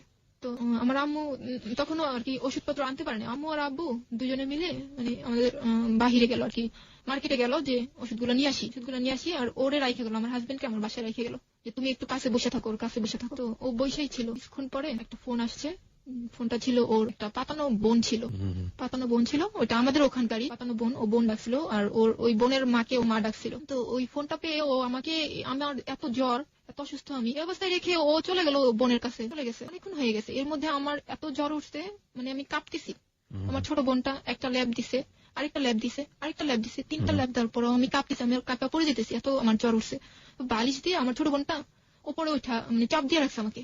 তো তারপরে দেখতেছি আমি আরো বেশি, মানে আমার অবস্থা তো খারাপ। তার পাশে একটা আন্টি ছিল, আন্টিকে ডেকে নিয়েছে, আন্টি একটু আসেন তো, আপু তো এরকম করতেছে। তো আন্টিও আসছে, এমন সময় আমার আব্বু আম্মু চলে আসে। আসার পর দেখে আমার এই অবস্থা, তাড়াতাড়ি মাথাটাতে পানি টানি দিল, দেওয়ার পরে একটু ঠিক হলাম, ওষুধ খাওয়ালো, একটু ঠিক হলাম। তো আমাকে জিজ্ঞেস করলো জুয়েল কোথায়। আমি বললাম ও রোজি আপু ফোন দিছে তো ওখানে গেছে। ওর বোনের কথা বললাম যে ওখানে ফোন দিছে তো ওর কাছে গেছে। তো আমার আব্বু এত রাগ ছিল, মনে হয়েছিল সেদিন ওকে মেরেই ফেলবে, এই অবস্থা। আমার আব্বু খুব রাগ করছে।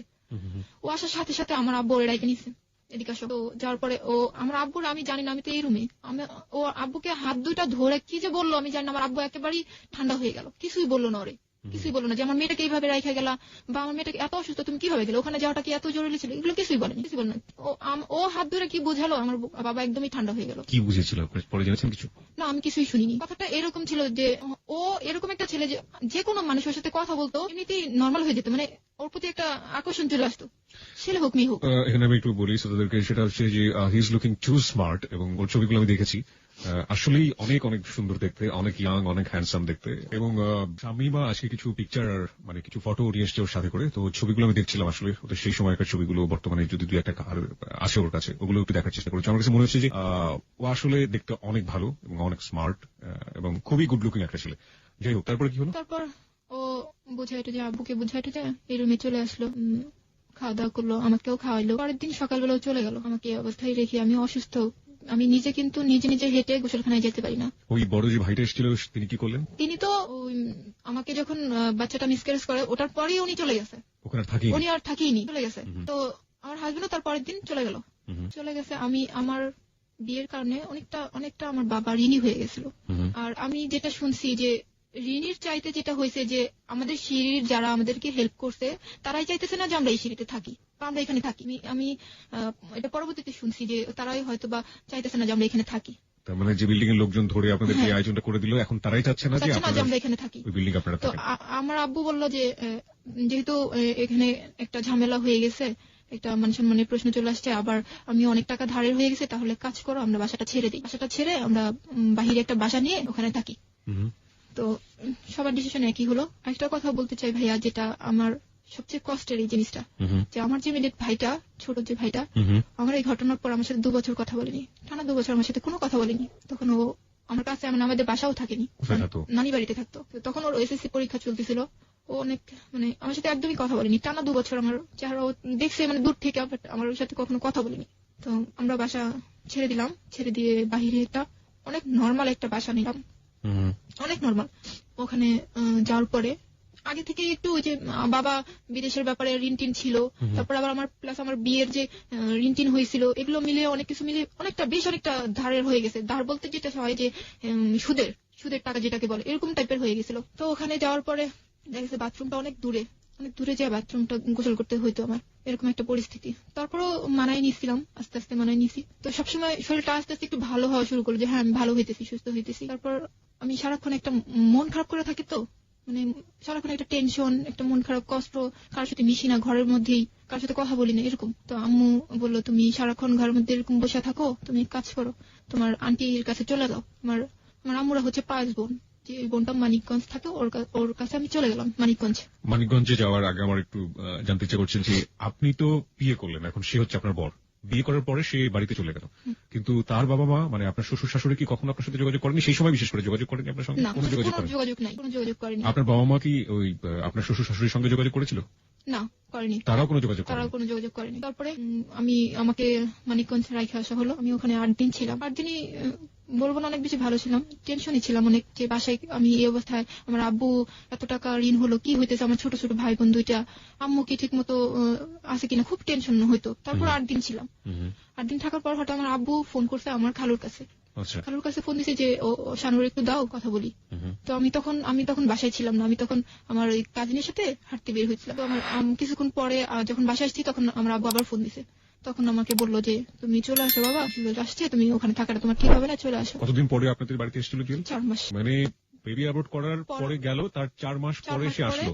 এর মধ্যে কিন্তু ওর সাথে আমার কোনো কন্টাক্ট নেই, কোনো যোগাযোগ নাই, কিছু নাই। কত সালের ঘটনা এটা? এটা হচ্ছে 2004। ফোন তখন কি অ্যাভেলেবল? ফোন তখন অ্যাভেলেবল না। তো কোনো যোগাযোগ হয়নি। আমি অনেক চেষ্টা করছি। ওর এক মামা ছিল, আমি ভাবতাম যে হয়তোবা বাড়িতে যায়নি, হয়তোবা ঢাকায় আছে, যে এই মামার নাম্বার ও মামার কাছে থাকতো আর কি, মিরপুরে।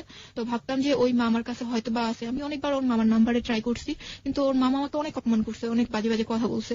যাই হোক, তারপরে আমি ওর সাথে যোগাযোগ অনেক চেষ্টা করছি। তারপর 4 মাস যখন যোগাযোগ করতেই পারলাম না, 4 মাস পরে যখন ও আসছে, তখন আমার খুব আগ্রহ যে আমি এখানে থাকবোই না, আজকেই চলে যাবো, এরকম একটা ছিল। পরের দিন সকালবেলা আমি চলে আসছি বাসায় আসার পর দেখি যে ও আমাদের রুমে না, অন্য একটা রুমে শুয়ে আছে, অন্য একটা রুমে। আর আমাদের রুমে কিন্তু কিছুই ছিল না, বসার মতো, শোয়ার মতো। 4 মাস পরে এসে কিভাবে আপনাদের খুঁজে বের করলো? খুঁজে বের করতে যে আমার নানু বাড়িটা ছিল আপনার, আমরা যেখানে থাকি কোয়ার্টারে যেখানে থাকতাম, তার গেটের আর কি মানে অপর সাইডে। ও জানতো যে ক্যানবোর্ড কলেজটা তারপরেই শানুর নানির বাড়ি, এরকম ও জানতো। তো ওই স্কুল গেট, ওইটার জায়গাটার নাম ছিল স্কুল গেট। ওখানে যাওয়ার পরে ও আমার আব্বু বা আমার আম্মু, বিশেষ করে আমার আম্মু, যেহেতু আমার আম্মু ওখানকার মেয়ে, আমার আম্মুর নামটা বলার সাথে সাথে ওকে দেখাই দিছে যে ওরা এখানে থাকে।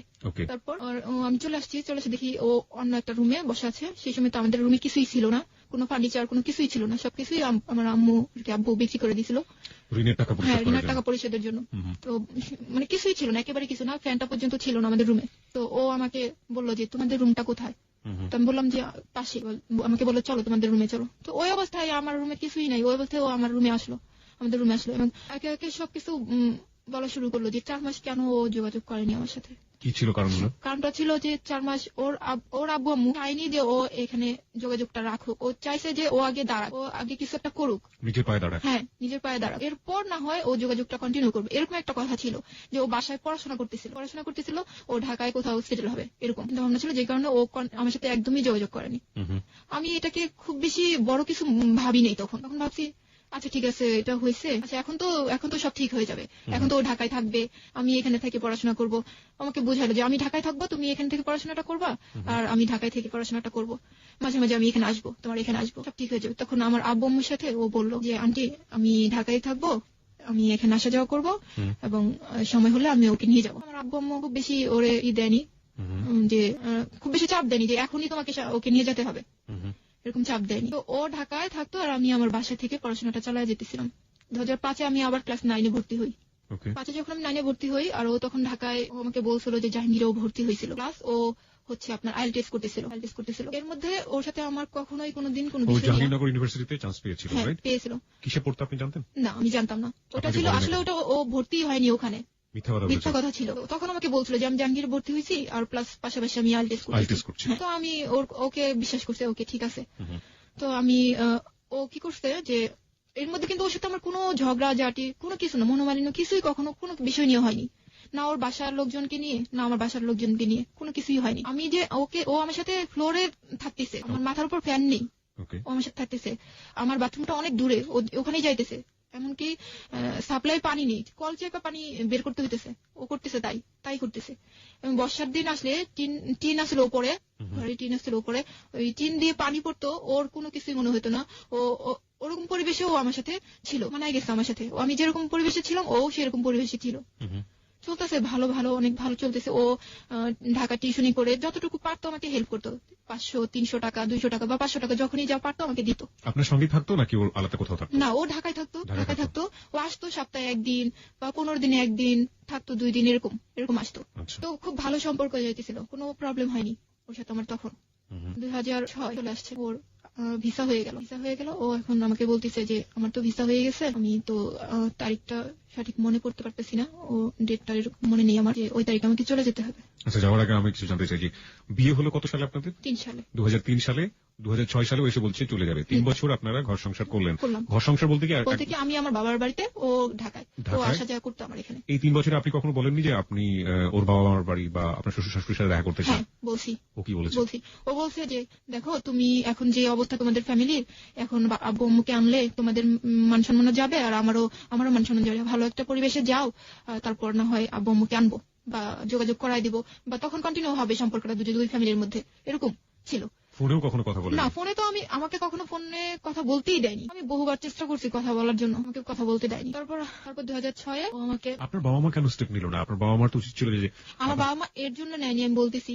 যখন ও ভিসা হয়ে গেল, তখন আমার আব্বু আম্মু বলতেছে যে তোমার তো এখন ভিসা হয়ে গেছে, তুমি তো দেশের বাইরে চলে যাবা, তাহলে তুমি মেয়েকে তোমাদের বাড়িতে রেখে যাও।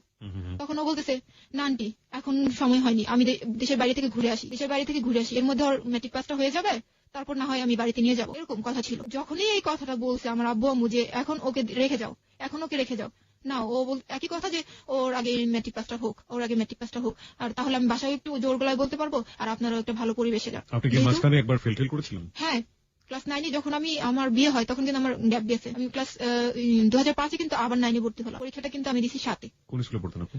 আমি বিও হাই স্কুলে পড়তাম। তো তখন ও 2006 এরকম তারিখ ফিক্সড হলো যে এই তারিখে চলে যাবে। কোথায় যাচ্ছ? অস্ট্রেলিয়াতে চলে যাবে। তো ও আমাকে যাওয়ার সময় 1200 টাকা দিয়ে গেল, যে তুমি এই 1200 টাকা রাখো, যাওয়ার পরের মাসেই আমি তোমাকে তোমার হাত খরচ পাঠিয়ে দেবো, যেহেতু তোমার সামনে পরীক্ষা। এরকম বললো। খুব অবাক কাণ্ড যে আমি আমার হাজবেন্ডকে, দেশের বাইরে চলে যাচ্ছে, আমি আমার হাজবেন্ডকে এয়ারপোর্ট পর্যন্ত দিতে আসতে পারিনি, আমাকে নেয়নি। ওর ফ্যামিলি, ও বাড়িতে আমার এখান থেকে চলে গেছে 2 দিন আগে আমার সাথে দেখা করে চলে গেছে। তারপর তার 2 দিন পরে ও অস্ট্রেলিয়াতে চলে গেছে, মানে আমার এখানে 2 দিন আগে, তারপর ও বাড়িতে গেছে, বাড়িতে যে ওখান থেকে 2 দিন পরে অস্ট্রেলিয়াতে চলে গেছে। এর মধ্যে ও আমার সাথে এয়ারপোর্টে নেমে আমার সাথে কথা বলছে যে আমি এখন প্লেনে উঠবো, এখনই আমি ভেতরে যাব। এরকম ওর ফ্যামিলি আসছে, সেখানে আমাকে নেয়নি। এয়ারপোর্টে ওর ফ্যামিলি সবাই আসছে ওকে বিদায় দেওয়ার জন্য, কিন্তু আমি যাইতে পারিনি, আমাকে নেওয়া হয়নি। আমি বহুবার বলছি যে আমাকে নিয়ে যাও, এটাই তো সুযোগ দিয়ে ওদের সাথে আমার দেখা হইলো, কথাবার্তা হইলো, একটা মিল হয়ে যাবে, আমাকে নিয়ে যাও। তো নেয়নি, যে এখনই তোমাকে ওখানে মিট করাবো না, এরকম বলতো। যাই হোক, চলে গেছে অস্ট্রেলিয়াতে। যাওয়ার পরেই আমাকে ফোন দিছে যে আমি পৌঁছাইছি। এর মধ্যে কিন্তু ওর ফ্যামিলির সাথে আমার কোনো যোগাযোগ নাই। ও যে অস্ট্রেলিয়াতে চলে গেছে, আমাকে তারা যে রিং দিয়ে বলবে যে তুমি মন খারাপ করো না, বা তুমি থাকো, আমরা আসি, কোনো সান্ত্বনা, কোনো কিছুই আমার ছিল না। ও আমাকে ফোন দিত, ওর সাথে আমার কথা হইতো, এবং আমি ওর কাছ থেকে জানতে পারতাম যে ওর ফ্যামিলি এখন কি করতেছে, কোথায় আছে, কি মানে কেমন আছে, কি হইতেছে, এরকম আমি ওর কাছ থেকে জানতে পারতাম। কিন্তু ওর ফ্যামিলির সাথে আমার কখনো যোগাযোগ হয়নি। তো একটা বছর ও যে চলে গেল, ও আমাকে প্রতি মাসে 5 থেকে 10,000 টাকা দিত। এবং এই টাকা যেহেতু আমার বাবা একটু ঋণে ছিল, এই টাকা থেকে আমি চেষ্টা করলাম যে করতে, বাবার ঋণটাকে একটু হালকা করার জন্য। দেখা যেত যে আমার ভাইয়ের পড়াশোনাটার খরচ আমি বহন করতাম, আর না হলে বাসা ভাড়াটা আমি বহন করতাম, এরকম।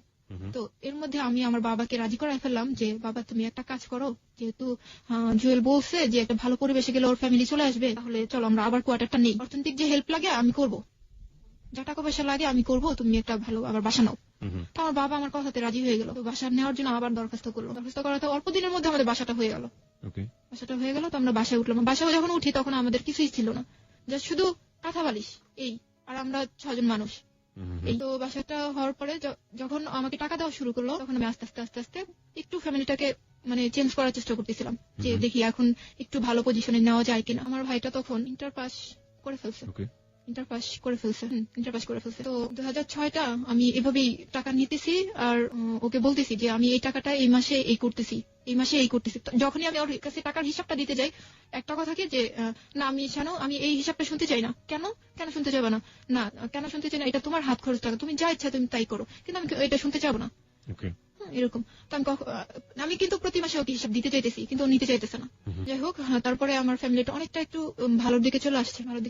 2006 পার হয়ে 2007 চলে আসছে, জুয়েল দেশে আসবে। আমি তো অনেক হ্যাপি যে 1 বছর পর ও আসবে, খুবই খুশি। আমি ওরে আনতে যাবো এরকম একটা চিন্তা ভাবনা ছিল যে আমি যাবো এয়ারপোর্টে, কিন্তু ও চলে আসছে, ওর ভাই নিতে আসছে ওকে। আমি তো যাইতেই পারিনি। আমাকে ফোন করছে যখন অস্ট্রেলিয়ার এয়ারপোর্ট থেকে ও উঠে, তখন আমাকে ফোন দিয়েছে যে আমি এখন উঠবো। যখন ও বাংলাদেশের এয়ারপোর্টে নামে তখন আমাকে ফোন দিয়েছে যে আমি নামছি বা আমি দেশে আসছি। বাড়িতে চলে গেছে ওখান থেকে সোজা বগুড়াতে চলে গেছে। চলে যাওয়ার পর 7 দিন পর ও গাজীপুরে আসে, এবং এমন ভাবে আসে যে একটা জামাই শ্বশুর বাড়িতে যেভাবে আসে, অনেক কিছু মানে মিষ্টি ফল টল হাবি যাবি এই সেই যা লাগে সবকিছু নিয়ে ও চলে আসছে আমাদের বাসায়। এর মধ্যে বাহির থেকে ও আমার জন্য তেমন কিছুই নিয়ে আসেনি। শুধু একটা শ্যাম্পু, একটা স্নো, একটা লোশন, মানে একটা 2টা নেল পলিশ, এরকম মানে ছোট মানুষরা যেরকম আর কি কসমেটিক ইউজ করে এরকম জিনিসপত্র আর কি নিয়ে আসছে। তো আমার ভাই বোন তো অনেক অনেক ভালোবাসতো ওরে, খুবই ভালোবাসতো। খুব খুশি ওরে দেখার পর, যে অন্যরকম হয়ে গেছে, ওর চুলগুলো অনেক বড় বড় হয়ে গেছে, মোটা হয়ে গেছে, অনেক খুশি ওরে দেখার পর। তো এরকম হয়েছে যে 1 মাস ছিল দেশে, 1 মাসের মধ্যে 13-14 দিন ও গাজীপুরে ছিল। টানা না মনে করেন যে 2-3 দিন পর একদিন আসছে, 2 দিন ছিল, বা একদিন পরে আসছে 2 দিন ছিল, এরকম করে 13-14 দিন আমাদের এখানে ছিল, আর বাকিটা সময় বাড়িতে ছিল। এখানে ভালোই ছিল, একদমই ভালো। ওরে নিয়ে আমি ঘুরতেও গেছি, আমার নানির বাড়িতে গেছি, তারপর আমাকে মেলা নিয়ে গেছে, আমাকে ঘুরতে নিয়ে গেছে, এখানে সেখানে নিয়ে গেছে, আমার বোনকেও সাথে নিয়ে গেছে, ভাইকেও নিছে, সবার সাথে সময় দিছে, সবাইকে সময় দিছে ও। এবং আমার আব্বু আম্মুরে এমন বোঝাইছে, আমার আব্বু আম্মু ওরে ছাড়া অনেক কিছুই বোঝে না। তো তার মনটা মনে হয় যে কি জানি, এটা মানে জাদু, যে ও জাদু করছে আমার ফ্যামিলিটাকে, এত মানে ভালোবেসে ফেলছে আমার ফ্যামিলি। তো 1 মাস কিভাবে যে দেখতে দেখতে কাটা গেল, ওর যাওয়ার সময় হয়ে গেছে, ও আবারও চলে গেল। এবারও আমি চাইছিলাম যে আমি যাবো ওর সাথে, এবার আমি যেতে পারিনি, নেইনি। এবারও আসার পর কিন্তু বলা হয়েছিল যে তুমি আবারও চলে যাচ্ছ, মেয়েটা এখানে, তুমি ওরে এই করো, রাইখা যাও, অন্তত ঘুরাইয়া নিয়ে আসো একবার। হ্যাঁ, তুমি যখন আসছো একবার না হয় তোমাদের বাড়িতে ঘুরাই নিয়ে আসো। অস্ট্রেলিয়া তো কি করতো? অস্ট্রেলিয়াতেও পড়াশোনা করতো, প্লাস একটা জব করতো। ওকে, ঠিক আছে, অ্যাজ ইউজুয়াল। ওকে, যেটা বলছিলেন যে ঘুরে নিয়ে আসার কথা হচ্ছিল। তো আমার আম্মু বলতো যে তুমি একবার না হয় একবার ঘুরাই নিয়ে আসো তোমাদের বাড়ি থেকে, বাড়িটা একটু দেখে আসো, সবাইকে একটু চিনা জানা আসুক, ওখানে না থাকলো তুমি নাই, ওখানে না থাকলো তুমি এমনিতে একটু ঘুরাই নিয়ে আসো। বেশি একটা আগ্রহ ছিল না আন্টি থাক, এখানেই থাক, ওখানে ওর মন ভালো লাগবে না, খারাপ লাগবে, এই সেই। 6-9 বলছিল আমার আম্মু, ঠিক তাই বুঝা, ঠিক আছে ওকে। 2007 চলে আসলো, আমার পরীক্ষা, ও চলে গেল, আমার পরীক্ষা শুরু হলো, এসএসসি পরীক্ষা। তখন আমি একটু অসুস্থ ছিলাম, খুব জ্বর ছিল আমার, এই অবস্থায় আমি পরীক্ষা দিছি, ও চলে গেছে। ওর সাথে আমার কন্টিনিউ যোগাযোগ আছে, রেগুলার যোগাযোগ। দেখা গেছে একদিনে 3-4 বার ফোন দিত আমারে, 3-4 বার ফোন দিত। খাওয়ার টাইমে দুপুরে লাঞ্চের সময় ওকে ফোন দিতেছে, খাইছো? হ্যাঁ খাইছি, এরকম। রাত্রেবেলাও ফোন দিত, খাইছো? হ্যাঁ খাইছি। পরীক্ষা কেমন হলো এরকম জানতো, 3-4 বার তো ফোন দিতই, একদিনে দিত। তো কথা বলতাম, গল্প করতাম, ফোন দিলে ঘন্টা কথা বলতাম, শেষ হইতোই না। যখন অনেক কথা বাকি আছে এরকম কথা বলতেই থাকতাম। যাই হোক, তারপরে 2007 আমার পরীক্ষার রেজাল্ট বের হয়ে গেল যে আমার অঙ্কে খারাপ হলো। আমি বললাম যে আমার অঙ্কে তো খারাপ হয়েছে। ও বললো যে কিছু হয়নি, সমস্যা নেই, আবার দিবা, অঙ্কটা আবার দিবা। তোমার আচ্ছা ঠিক আছে, অঙ্কটা আবার দিব। যাক, এই 7টা এইভাবে ফোনে কথা বইলা সময় কাটাইয়া পরীক্ষা দিয়ে এরকম করে চলে গেল। কিভাবে যে চলে গেছে, 2008 সাল চলে আসছে, এইবার কিন্তু একটু অন্যরকম হয়ে গেল। 2007 যখন ও দেশে আসছে, তখন কিন্তু বরাবর আমাকে ফোন দিয়ে আসছে যে আমি কিন্তু এই তারিখে আসবো, বা আমি এই যে অস্ট্রেলিয়া এয়ারপোর্ট থেকে উঠতেছি, আমি ভেতরে ঢুকতেছি, এখন ফোনটা অফ করবো, এরকম বলতো। এবার একটু অন্যরকম হয়েছে যে ও আমাকে বলেনি যে ও কবে আসবে, ও শুধু বলছে আমি দেশে আসতে পারি। হ্যাঁ, যে আমি কবে আসবো এই তারিখটা কিন্তু আমাকে বলেনি। যখন ও অস্ট্রেলিয়ার এয়ারপোর্টে আসে তখন আমাকে বলে যে আমি আজকে আসবো, আমি আজকে প্লেনে উঠতেছি। আমি তো পুরো অবাক, আমি এক প্রকার কষ্টই পাইছি যে আমাকে জানালো না, এখনো উঠতেছে, এখনো আসবে, এরকম। তো আবার সেই ঢাকায় নেমে তারপর আবার ফোন দিল যে আমি আসি, আমি নামছি, এরকম। তারপরে আমি বললাম, এরকম সময় নামছে যে ভোর 4টা, তখন ও নামছে। তখন ও গাজীপুরের দিকে রওনা দিতে পারতো তখন রওনাটা। তখন ও বললো কি যে আমি এখন, আমার এক ফ্রেন্ড আছে সুব্রত নাম, ওর বাসায় থাকবো ঢাকায়, পরের দিন আমি চলে যাবো বাড়িতে। তো তখন আমি জোর করিনি যে তুমি বন্ধুর বাসায় কেন থাকবা, তুমি গাজীপুরে চলে আসো, এয়ারপোর্ট থেকে গাজীপুরে যেতে কতক্ষণ লাগবে, চলে আসো, এটা আর বলিনি। তো ওকে ঠিক আছে। কিন্তু পরের দিন সকালে কিন্তু ওর বাড়িতে যাওয়ার কথা, পরের দিন সকালে ও বাড়িতে যায়নি, সারাদিন ঢাকা ছিল। সারাদিন ঢাকা থেকে সন্ধ্যার পরে ও গাড়িতে উঠছে, আমাকে বলেনি এবং আপনার বাসায় সে আসেনি, বলেওনি আমাকে যে আমি সন্ধ্যার পরে উঠছি। যখন ও আমাকে ফোন দিল তখন আমি একটু বাহিরে একটু চিল্লাচিল্লির মধ্যে ছিলাম। তো তখন আমি ওকে জিজ্ঞেস করলাম যে তুমি কি ওঠো নাই, তুমি কি বাসে ওঠো নাই? বলে যে হ্যাঁ আমি তো বাসে, কিন্তু তখন ও ঢাকায়, ও কিন্তু গাড়িতে উঠছে সন্ধ্যার পরে। তখন আমি যখন সন্ধ্যার পরে রিং দিছি তখন ও বলতেছে যে আমি এখনো পৌঁছাইনি। আমি বললাম তুমি না কখন রওনা দিছো, তুমি এখনো বগুড়া পৌঁছাও নাই? যে না আমি এখনো পৌঁছাইনি। তুমি রওনাটা দিছো কখন? সন্ধ্যার পরে। তাহলে তো তুমি গাজীপুরে আসতে পারতো, আমার সাথে দেখাটা করে যেতে পারতা, বা তুমি আসতে পারো না আমাকে তো বলতে পারতো যে শানু তুমি এই জায়গাটা আসো, তোমার সাথে দেখা করে যাই, এটা তো বলতে পারতা। বেশি মানে মনে হলো কি একটু বিরক্ত টাইপ, যে আমার কথা শুনতে ওর ভালো লাগতেছে না, এরকম রেখে দিল। রেখে বাড়িতে চলে গেল। তখন মানে ঈদ ছিল। ও ঈদটা করে, ঈদটা ছিল 7 তারিখে, ও আসলো 13 তারিখে ও গাজীপুর আসলো। আসার পরে একটু চেঞ্জ এরকম আসলো যে ও বলতেছে যে আমি আজকে আসবো। ও বের হয়েছে বাসা থেকে আজকে, যে আমি আজকে আসবো, কিন্তু ও আজকে আসেনি আমার কাছে। আজকে সকালে ও রওনা দিছে, পরের দিন রাত 1টায় ও বাসায় আসছে। তাও ওকে যায় নিয়ে আসতে হয়েছে। হ্যাঁ, নিয়ে আসতে হয়েছে। মানে গেটে তো আমাদের যে আমরা তো বাসায় থাকতাম, গেটে কিন্তু ওকে একা আসতে দিবে না, বা কোনো গেস্ট আসলে আসতে দিবে না। যার গেস্ট তাকে রিং করা হবে, তারপরে যায় নিয়ে আসবে। তারপর আমার ভাই যায় নিয়ে আসলো, ওকে নিয়ে আসছে। তারপর আমি এর মধ্যে যে কাজটা হয়েছে যে আমি যখন আসতেছে না, আসার কথা বলেও আসতেছে না, আমি বারবার শুধু ফোন দিতেছি যে তুমি কোথায়, তুমি এত লেট হয়, আর আমি বাসায় রান্না করে বসে আছি, তুমি এত লেট করতেছো কেন, তাড়াতাড়ি আসো। ও বলতেছে আমি ব্যাংকে বসে আছি, ঢাকার ব্যাংকে বসে আছি। ব্যাংকে কি করো? ব্যাংকে কাজ আছে, ব্যাংকে বসে আছি। কিন্তু ও ব্যাংকে ছিল না, ও ছিল দিনাজপুর। যখন ও আসলো তখন রাত 1টা। দিনাজপুর ছিল, এটা আপনি পরে জেনেছেন? হ্যাঁ, পরে জেনেছি। তো ও রাত্রে আসলো, রাত্রে খাওয়া দাওয়া করে আমরা ঘুমাই গেলাম। পরের দিন ও আমাকে বাণিজ্য মেলায় নিয়ে যাবে, বাণিজ্য মেলায় ঘুরতে নিয়ে যাবে। দিনাজপুরে কি করছিল? আমি বলতেছি এখনই যাবে, দিনাজপুরের ঘটনাটা এখনই যাবে। তো আমি বলতেছি বাণিজ্য মেলায় যাবো। খুব রাতের কথাটা তো আমি ভুলে গেছি, যে আমাকে সারাদিন ঘুরে আসি, পরের দিন রাত্রে আসছি, এটা আমি ভুলে গেছি। বাণিজ্য মেলায় ঘুরতে যাবো, খুব খুশি। পরের দিন ওর সাথে আমি বাণিজ্য মেলায় ঘুরতে যাবো। বাসে যখন উঠছি আমি, কতখানি যাওয়ার পরই ওর একটা ফোন আসলো। ফোনটা ছিল ওর এক ফ্রেন্ডের গার্লফ্রেন্ডের। তো ও ফোন দিয়ে ওরা যখন কথা বলতেছে, আমি তো ও পাশের কথাগুলো শুনতে পারতেছি না, বাট ও যে আনসার করতেছে এগুলো কিন্তু আমি শুনতে পারতেছি। এরকম ছিল কথাগুলা যে আমি তো ইচ্ছা করে যাইনি, কাজলই আমাকে জোর করে নিছে। ও পাশ থেকে কি বলছে আমি জানি না। ও আবার বলতেছে যে কাজলকে আমি জোর করে নিনি, কাজল আমাকে জোর করে নিছে, এরকম বলতেছে। আমি বুঝতে পারলাম যে ও ঢাকা ছিল না। তখন ওকে আমি তখনই কিছু জিজ্ঞেস করিনি। বাণিজ্য মেলায় গেলাম, ওদের সাথে দেখা হলো, ওরাও ছিল, ওর গার্লফ্রেন্ড, ওর বন্ধু, আর বন্ধুর যে গার্লফ্রেন্ড ছিল ওরাও ছিল ওখানে। ওদের সাথে প্রথমে পরিচয় করা দিল আমাকে যে আমি ওর কাজিন হই। ওদের সাথে পরিচয় করা দিল যে আমি ওর কাজিন হই। কিন্তু যে ভাইয়াটা ছিল, ওই ভাইয়াটার যে গার্লফ্রেন্ড ছিল, সে তো তার গার্লফ্রেন্ডকে পরিচয় করে দিতেছে যে সে আমার গার্লফ্রেন্ড। তার কি প্রবলেম যে সে আমাকে পরিচয় করে দিল আমি তার কাজিন? আমি খুবই অবাক হই। আমি তখন মানুষের সামনে কিছুই বলি নাই। আমি বাণিজ্য মেলা ওর সাথে দিব্যি ঘুরে বেড়াইছি, খাওয়া দাওয়া করছি, ঘুরছি ফিরছি, বাসায় চলে আসছি। চলে আসার পর আমি জিজ্ঞেস করছি যে আচ্ছা তুমি আমাকে ওদের সামনে কাজিন পরিচয় করা দিলা কেন? কি তোমার কাজিন? বলে কি না, এখনই সবাইকে সবকিছু জানাতে চাই না, তাহলে আমার অনেক অসুবিধা হবে।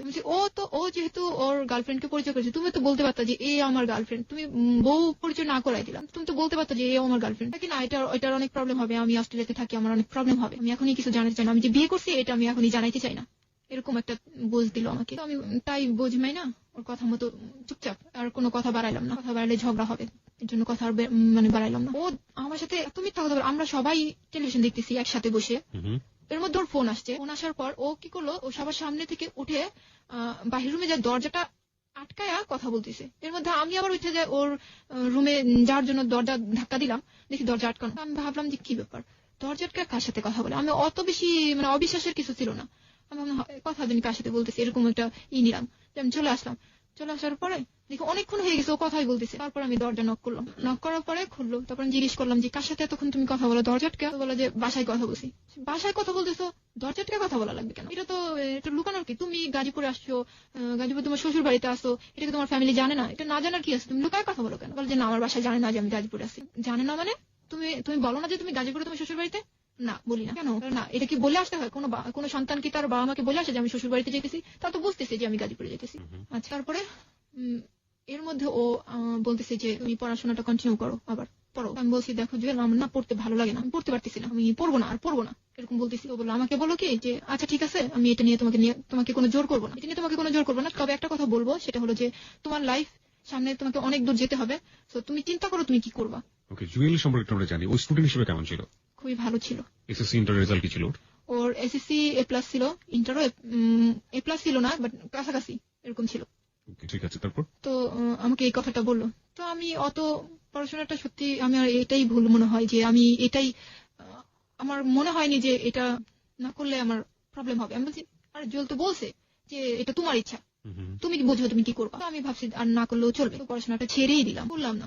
এসএসসি পরীক্ষা দেওয়ার আগে আপনি ছেড়ে দিলাম, বললাম না। তো 2008 ওর সাথে একটা ঝগড়া হয়, কি নিয়ে ঝগড়া হয় যে আমি পড়বো না। ও বলতেছে, ও কিন্তু জোর নাই যে জোর করতেছে না তোমাকে পড়তেই হবে, এরকম না, যে তুমি ভাবো তুমি কি করবা। আর আমার এরকম হতো যে যখন আমাকে পড়ার বিষয়টা বলতো আমার একটু রাগই হতো, কি বারবার শুধু একই কথা, পড়া, আমি পড়বো না, আমার হবে না, আমি পড়বোই না, এরকম বলতাম। কেন আপনি চিন্তা করতেন যে আপনার পড়া হবে না, সবাই যদি সবার এটা পড়া? আমি বলি, আমি যখন এসএসসি পরীক্ষা দিই, যখন আমার অঙ্কে খারাপ হলো, তখন কিন্তু আমি যখন আমি রেজিস্ট্রেশন করতে গেলাম, আবার যখন রেজিস্ট্রেশন করতে গেলাম, তখন স্যাররা আমাকে আটকাই দিল। কি কারণে আটকাই দিল? যে তুমি অঙ্কর যে পরীক্ষাটা, টেস্ট পরীক্ষাটা, এটা দাওনি, তোমাকে ফাইনাল পরীক্ষা দেওয়ানো যাবে না।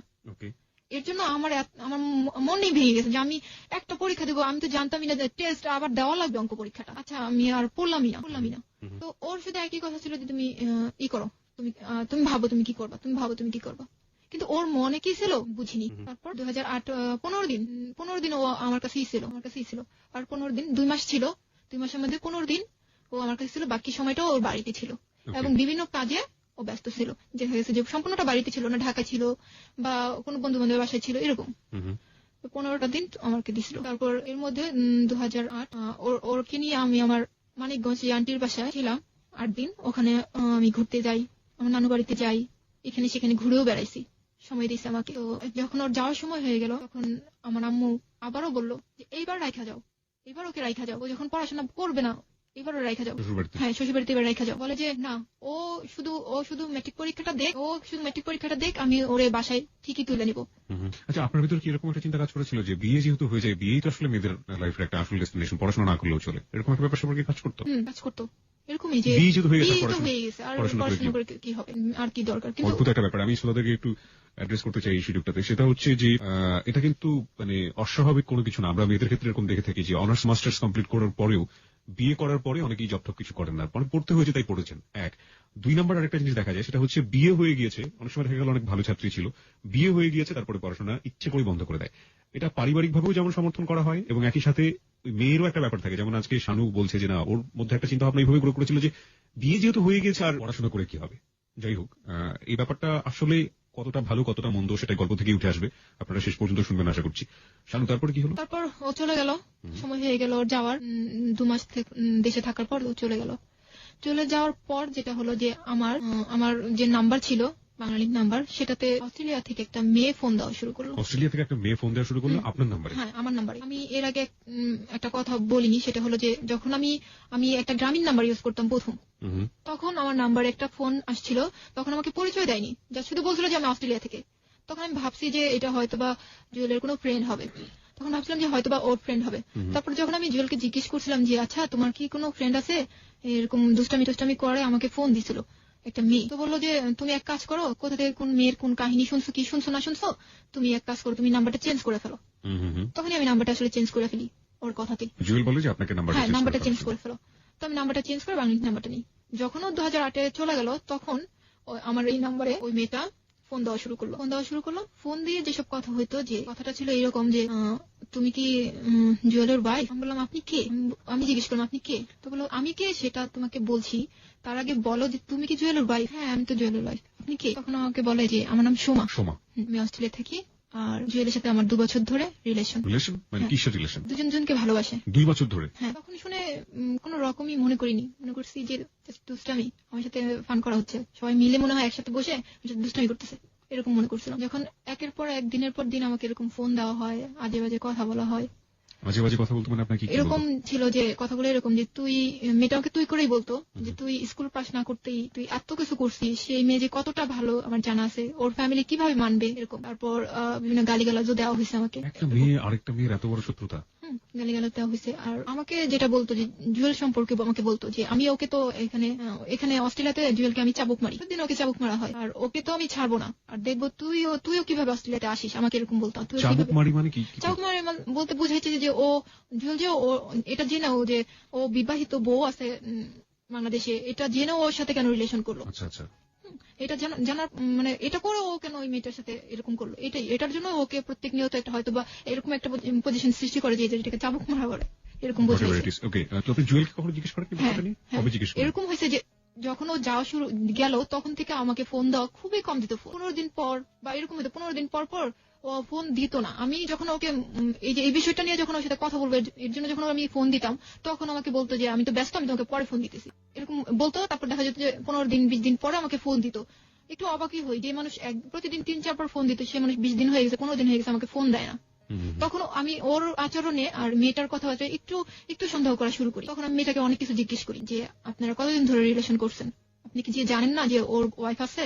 বলে যে না, আমি জানলে, আমি একটু শিক্ষিত মেয়ে, আমি ঢাকা জাহাঙ্গীর থেকে ইংলিশ অনার্স করছি, তারপর এখানে এসে আমি নিজে জব করি, নিজে পড়াশোনা করি, আমি কি জেনে শুনে এই কাজটা করবো? জাহাঙ্গীরনগর ইউনিভার্সিটি থেকে ইংলিশ অনার্স করেছে।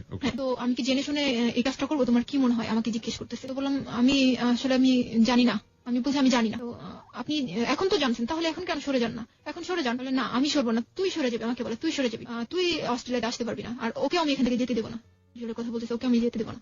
তখন আমি ও জুয়েলের সাথে কন্ট্যাক্ট করার অনেক চেষ্টা করি, যে আমি ওকে বলি যে আমাকে এই মেয়েটা এত জ্বালাইতেছে, আমি শান্তি পাইতেছি না, আমি সারাক্ষণ টেনশনে আছি এই বিষয়টা নিয়ে। ওরা বলি, ও আমাকে কি বললো যে মেয়েটা হচ্ছে ওর ফ্রেন্ড, পাশে ফ্ল্যাটে থাকে, এতটুকুই। তখন আমি বললাম যে ও তোমার ফ্রেন্ড, ও এতটুকু সম্পর্ক, তাহলে ও আমাদের কিভাবে বিয়ে হয়েছে এই জিনিসটা ও কিভাবে জানলো? বলছে যে জানতে পারে না, আমি বলতে পারি না এই বিষয়টা, কি বলতে পারি না। আচ্ছা ঠিক আছে। আমি বললাম যে ওকে বললো আমার কাছে যেন ফোন না দেয়, আমার ভালো লাগে না কথা বলতে, এরকম কথা বলে আমার ভালো লাগে না, আমাকে ফোন দিতে মানা করে দিও। তো বললাম যে আচ্ছা ঠিক আছে। কিন্তু এটা কিন্তু হয়নি, আমাকে রেগুলার ফোন দিত, রেগুলার মেয়েটা আমাকে ফোন দিত, কিন্তু জুয়েল কিন্তু রেগুলার ফোন দেওয়া বন্ধ করে দিল। রেগুলার ফোন দিত, কথাগুলো ঠিক এইরকমই ছিল যে তুই খারাপ মেয়ে, তুই নষ্ট মেয়ে, তোর বাবা মা কিভাবে পারলো, মেয়েকে ছেড়ে দিল, একটা ছেলের পিছনে ঈদ করে দিল, ও জুয়েলকে বল পাইছিস, টাকাওয়ালা পাইছিস, এই সেই, মানে যত রকমের হাবি জাবি কথা আছে সব। এগুলো শুনে আমি কিন্তু কোনো উত্তরই দিতে পারিনি। আমি শুধু মেয়েটার কথা শুনে কান্নাকাটি করছি, কোনো উত্তর দিতে পারিনি। আমি শুধু অবাক হয়েছি একটা বিষয়, যে আমি একদিন মেসেজ দিলাম, একটা মেসেজ দিছি জুয়েলকে, সেই মেসেজটা আমাকে জুয়েল রিপ্লাই না করে ওই মেয়েটা আমাকে রিং দিয়ে রিপ্লাই করছে যে তুমি এই মেসেজটা যে পাঠাইছো, জুয়েল তো নাই, জুয়েল তো ওর ফোনটা রেখে কাজে গেছে, এরকম বলছে। আমি তাও বিশ্বাস করিনি মেয়েটার কথা, বিশ্বাস করিনি। আমি কি করছি, ওর পার্সোনাল নাম্বারে ফোন দিছি, ফোন দেওয়ার পর দেখি মেয়েটাই রিসিভ করছে। আমি হ্যালো না বলে মেয়েটার কণ্ঠটা শুনেই আমি লাইনটা কেটে দিছি। তারপর আমি কেটে দেওয়ার পরে যখন আমি আর কোনো মেসেজ, কোনো ফোন, কোনো কিছু দেইনি। তার কিছুক্ষণ পরেই যখন জুয়েল বাসায় ফিরছে, মনে হয়, আমি জানি না কেন জানি ও আমাকে ফোন দিছে, হয়তোবা ওই মেয়েটার কাছেই শুনছে যে আমি ফোন দিছি, মেয়েটা রিসিভ করছে, এরকম শোনার পর আমাকে ফোন দিছে হয়তোবা। ফোন দেওয়ার পর যখন ও ফোন দিছে, তখনই আমি সাথে সাথে জিজ্ঞেস করছি, আচ্ছা তুমি আমাকে একটা প্রশ্নের অ্যান্সার দিবা? বলো যে কি? বলছি যে একটা মেয়ে কতটুকু অধিকার দিলে তোমার পার্সোনাল ফোনটা রিসিভ করতে পারে? তখন ও আমাকে বলে যে আসলে কি, আমার ফোনটা তো আমি রেখে গেছি, ওর একটা ফ্রেন্ড ছিল রেজন নাম, তো বললো যে রেজনকে বলছিলাম ফোনটা নিয়ে আসার জন্য, ও নিয়ে আসেনি, এর মধ্যে দেখছি যে আমার ফোনটা বাজতেছে, তো সোমা রিসিভ করছে, এরকম বোঝাইলো আমাকে। আমি বললাম আচ্ছা রিসিভ করছে ভালো কথা, আমাকে এত বাজে বাজে কথা কেন বলে? তুমি কি কিছু বলবা? তুমি কি আমাকে সত্যিটা বলবা, আসলে কি হয়েছে, সমস্যা কোন জায়গায়, বা তোমার সাথে মেয়েটার কি কোনো রিলেশন, তুমি আমাকে বলো। কিছুই বলে না, যে না আমার মেয়েটার সাথে কিছুই না, মেয়েটার সাথে আমার কিচ্ছু না। যখনই আমি এই কথা তুলি, একটা বিষয় খেয়াল করছি যে অনেক বেশি রেগে যায়, কথাটা এড়াই যেতে চায়, বলতে চায় না যে মেয়েটার সাথে ওর কি রিলেশন, বলতে চায় না। কোনোভাবেই আমি জানতে পারি না মেয়েটার সাথে ওর কি সম্পর্ক। তারপর যাই হোক, এরকম করে 1টা বছর মেয়েটা আমাকে ফোন দেয়, 1টা বছর ওর সাথে, মেয়েটার সাথে কন্টিনিউ কথা বলি, এরকম ও আমার বিষয় জানতে পারে, আমি ওর বিষয় জানতে পারি। তারপরে আমি একটা অনুষ্ঠানে যাই, সেখানে হঠাৎ করে মেয়েটা ফোন দেয়, তো আমি মেয়েটার সাথে এত বাজে বাজে কথা বলতেছিল যে আমি ওর সাথে পারতেছিলাম না, কথার অ্যান্সার দিতে পারতেছিলাম না। তখন আমার এক আন্টি ছিল, যে আন্টির কথা আমি বলছি, অ্যাডভোকেট, ওই আন্টি ছিল সাথে আমার। আমি আন্টিকে ফোনটা দিয়ে দিছি, আন্টি দেখেন মেয়েটা আমাকে কি বলতেছে, এত খারাপ কথা বলছে। তো মেয়েটাও গালাগালি করতেছে, আন্টিও অনেক গালাগালি করছে। তার কিছুক্ষণ পর অনুষ্ঠান শেষ করে আমি যখন ফিরতেছি, বাসার দিকে ফিরতেছি, তখন আমি দেখি যে জুয়েলের যে পার্সোনাল নাম্বার আছে, ওটা থেকে আমাকে ফোন আসছে। ফোন আসার পর ও আমাকে এই ফোনটা ছিল ওর অনেকদিন পরে, প্রায় 20 দিন কি 25 দিন পর আমাকে ফোনটা দেওয়া। এই ফোনটা দেওয়ার পরে যে আমাকে কথাগুলো খুব খারাপ করে বলতেছিল, জুয়েল, হ্যাঁ খারাপ করে বলতেছিল, এবং তুই করে বলতেছিল।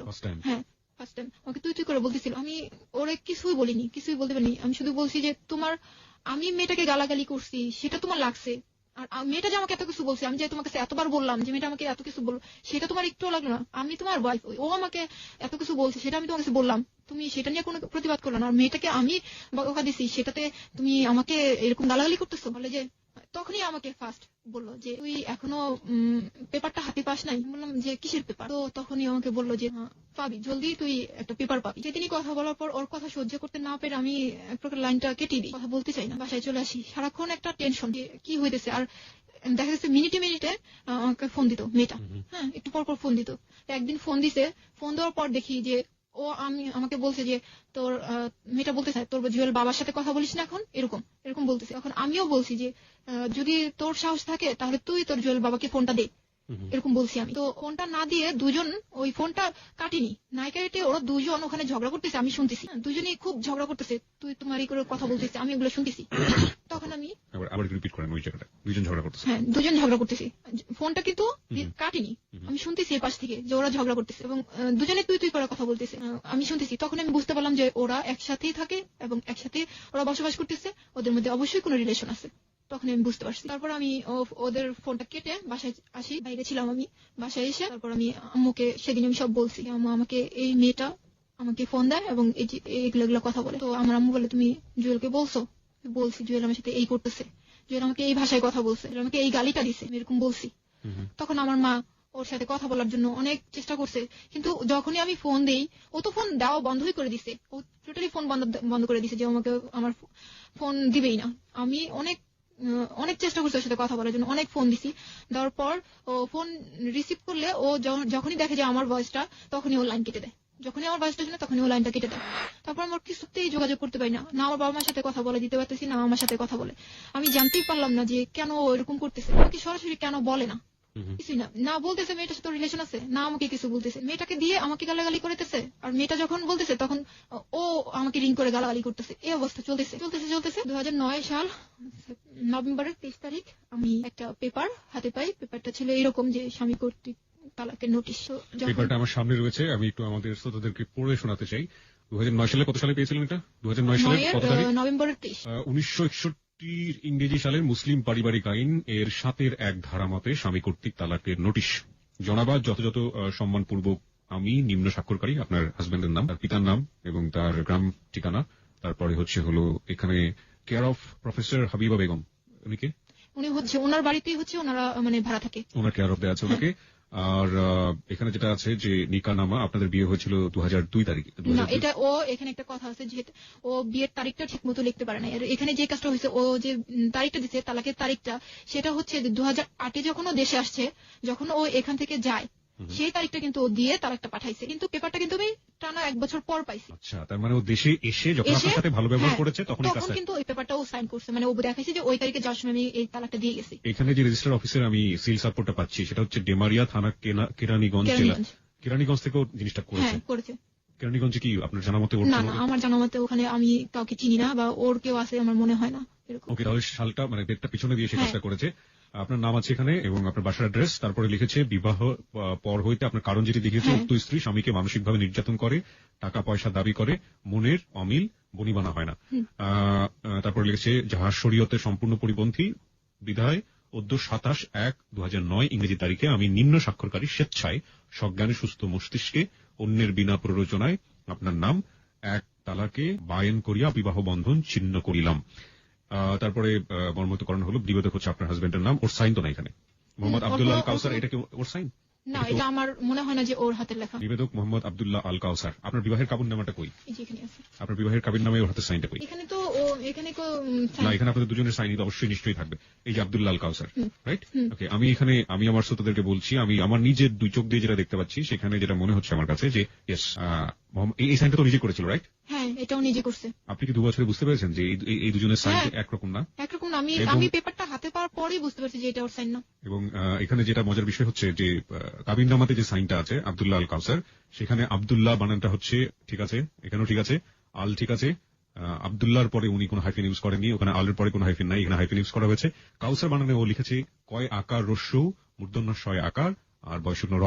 কিন্তু তালাক নামাতে দেখলাম কাউসার বানানে লেখা হয়েছে কয় আকার ও, এখানে রস্যৌটা নেই এবং হাতের লেখার মধ্যে কোনো মিল নেই। তার মানে এটা আপনার হাজবেন্ডের সাইন না, কিন্তু আপনার হাজবেন্ড যে কোনো কাউকে দিয়ে এই কাজটি করিয়েছে। এবং এখানে কেরানীগঞ্জ থানার সিলসাপুর সরকারি অফিসারে যেটা থাকার কথা সেটা এখানে আছে। কি স্টোরির মুখোমুখি হয়েছে বাবা আজকে। ওকে, তারপরে এটা পাওয়ার পরে কি হলো, কি করলেন?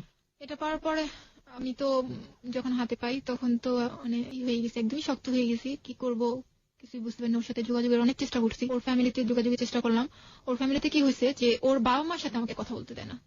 আমি যে নাম্বারটায় ফোন দিতাম সেই নাম্বারটা ব্যবহার করতো ওর ভাই, ওর বড় ভাই।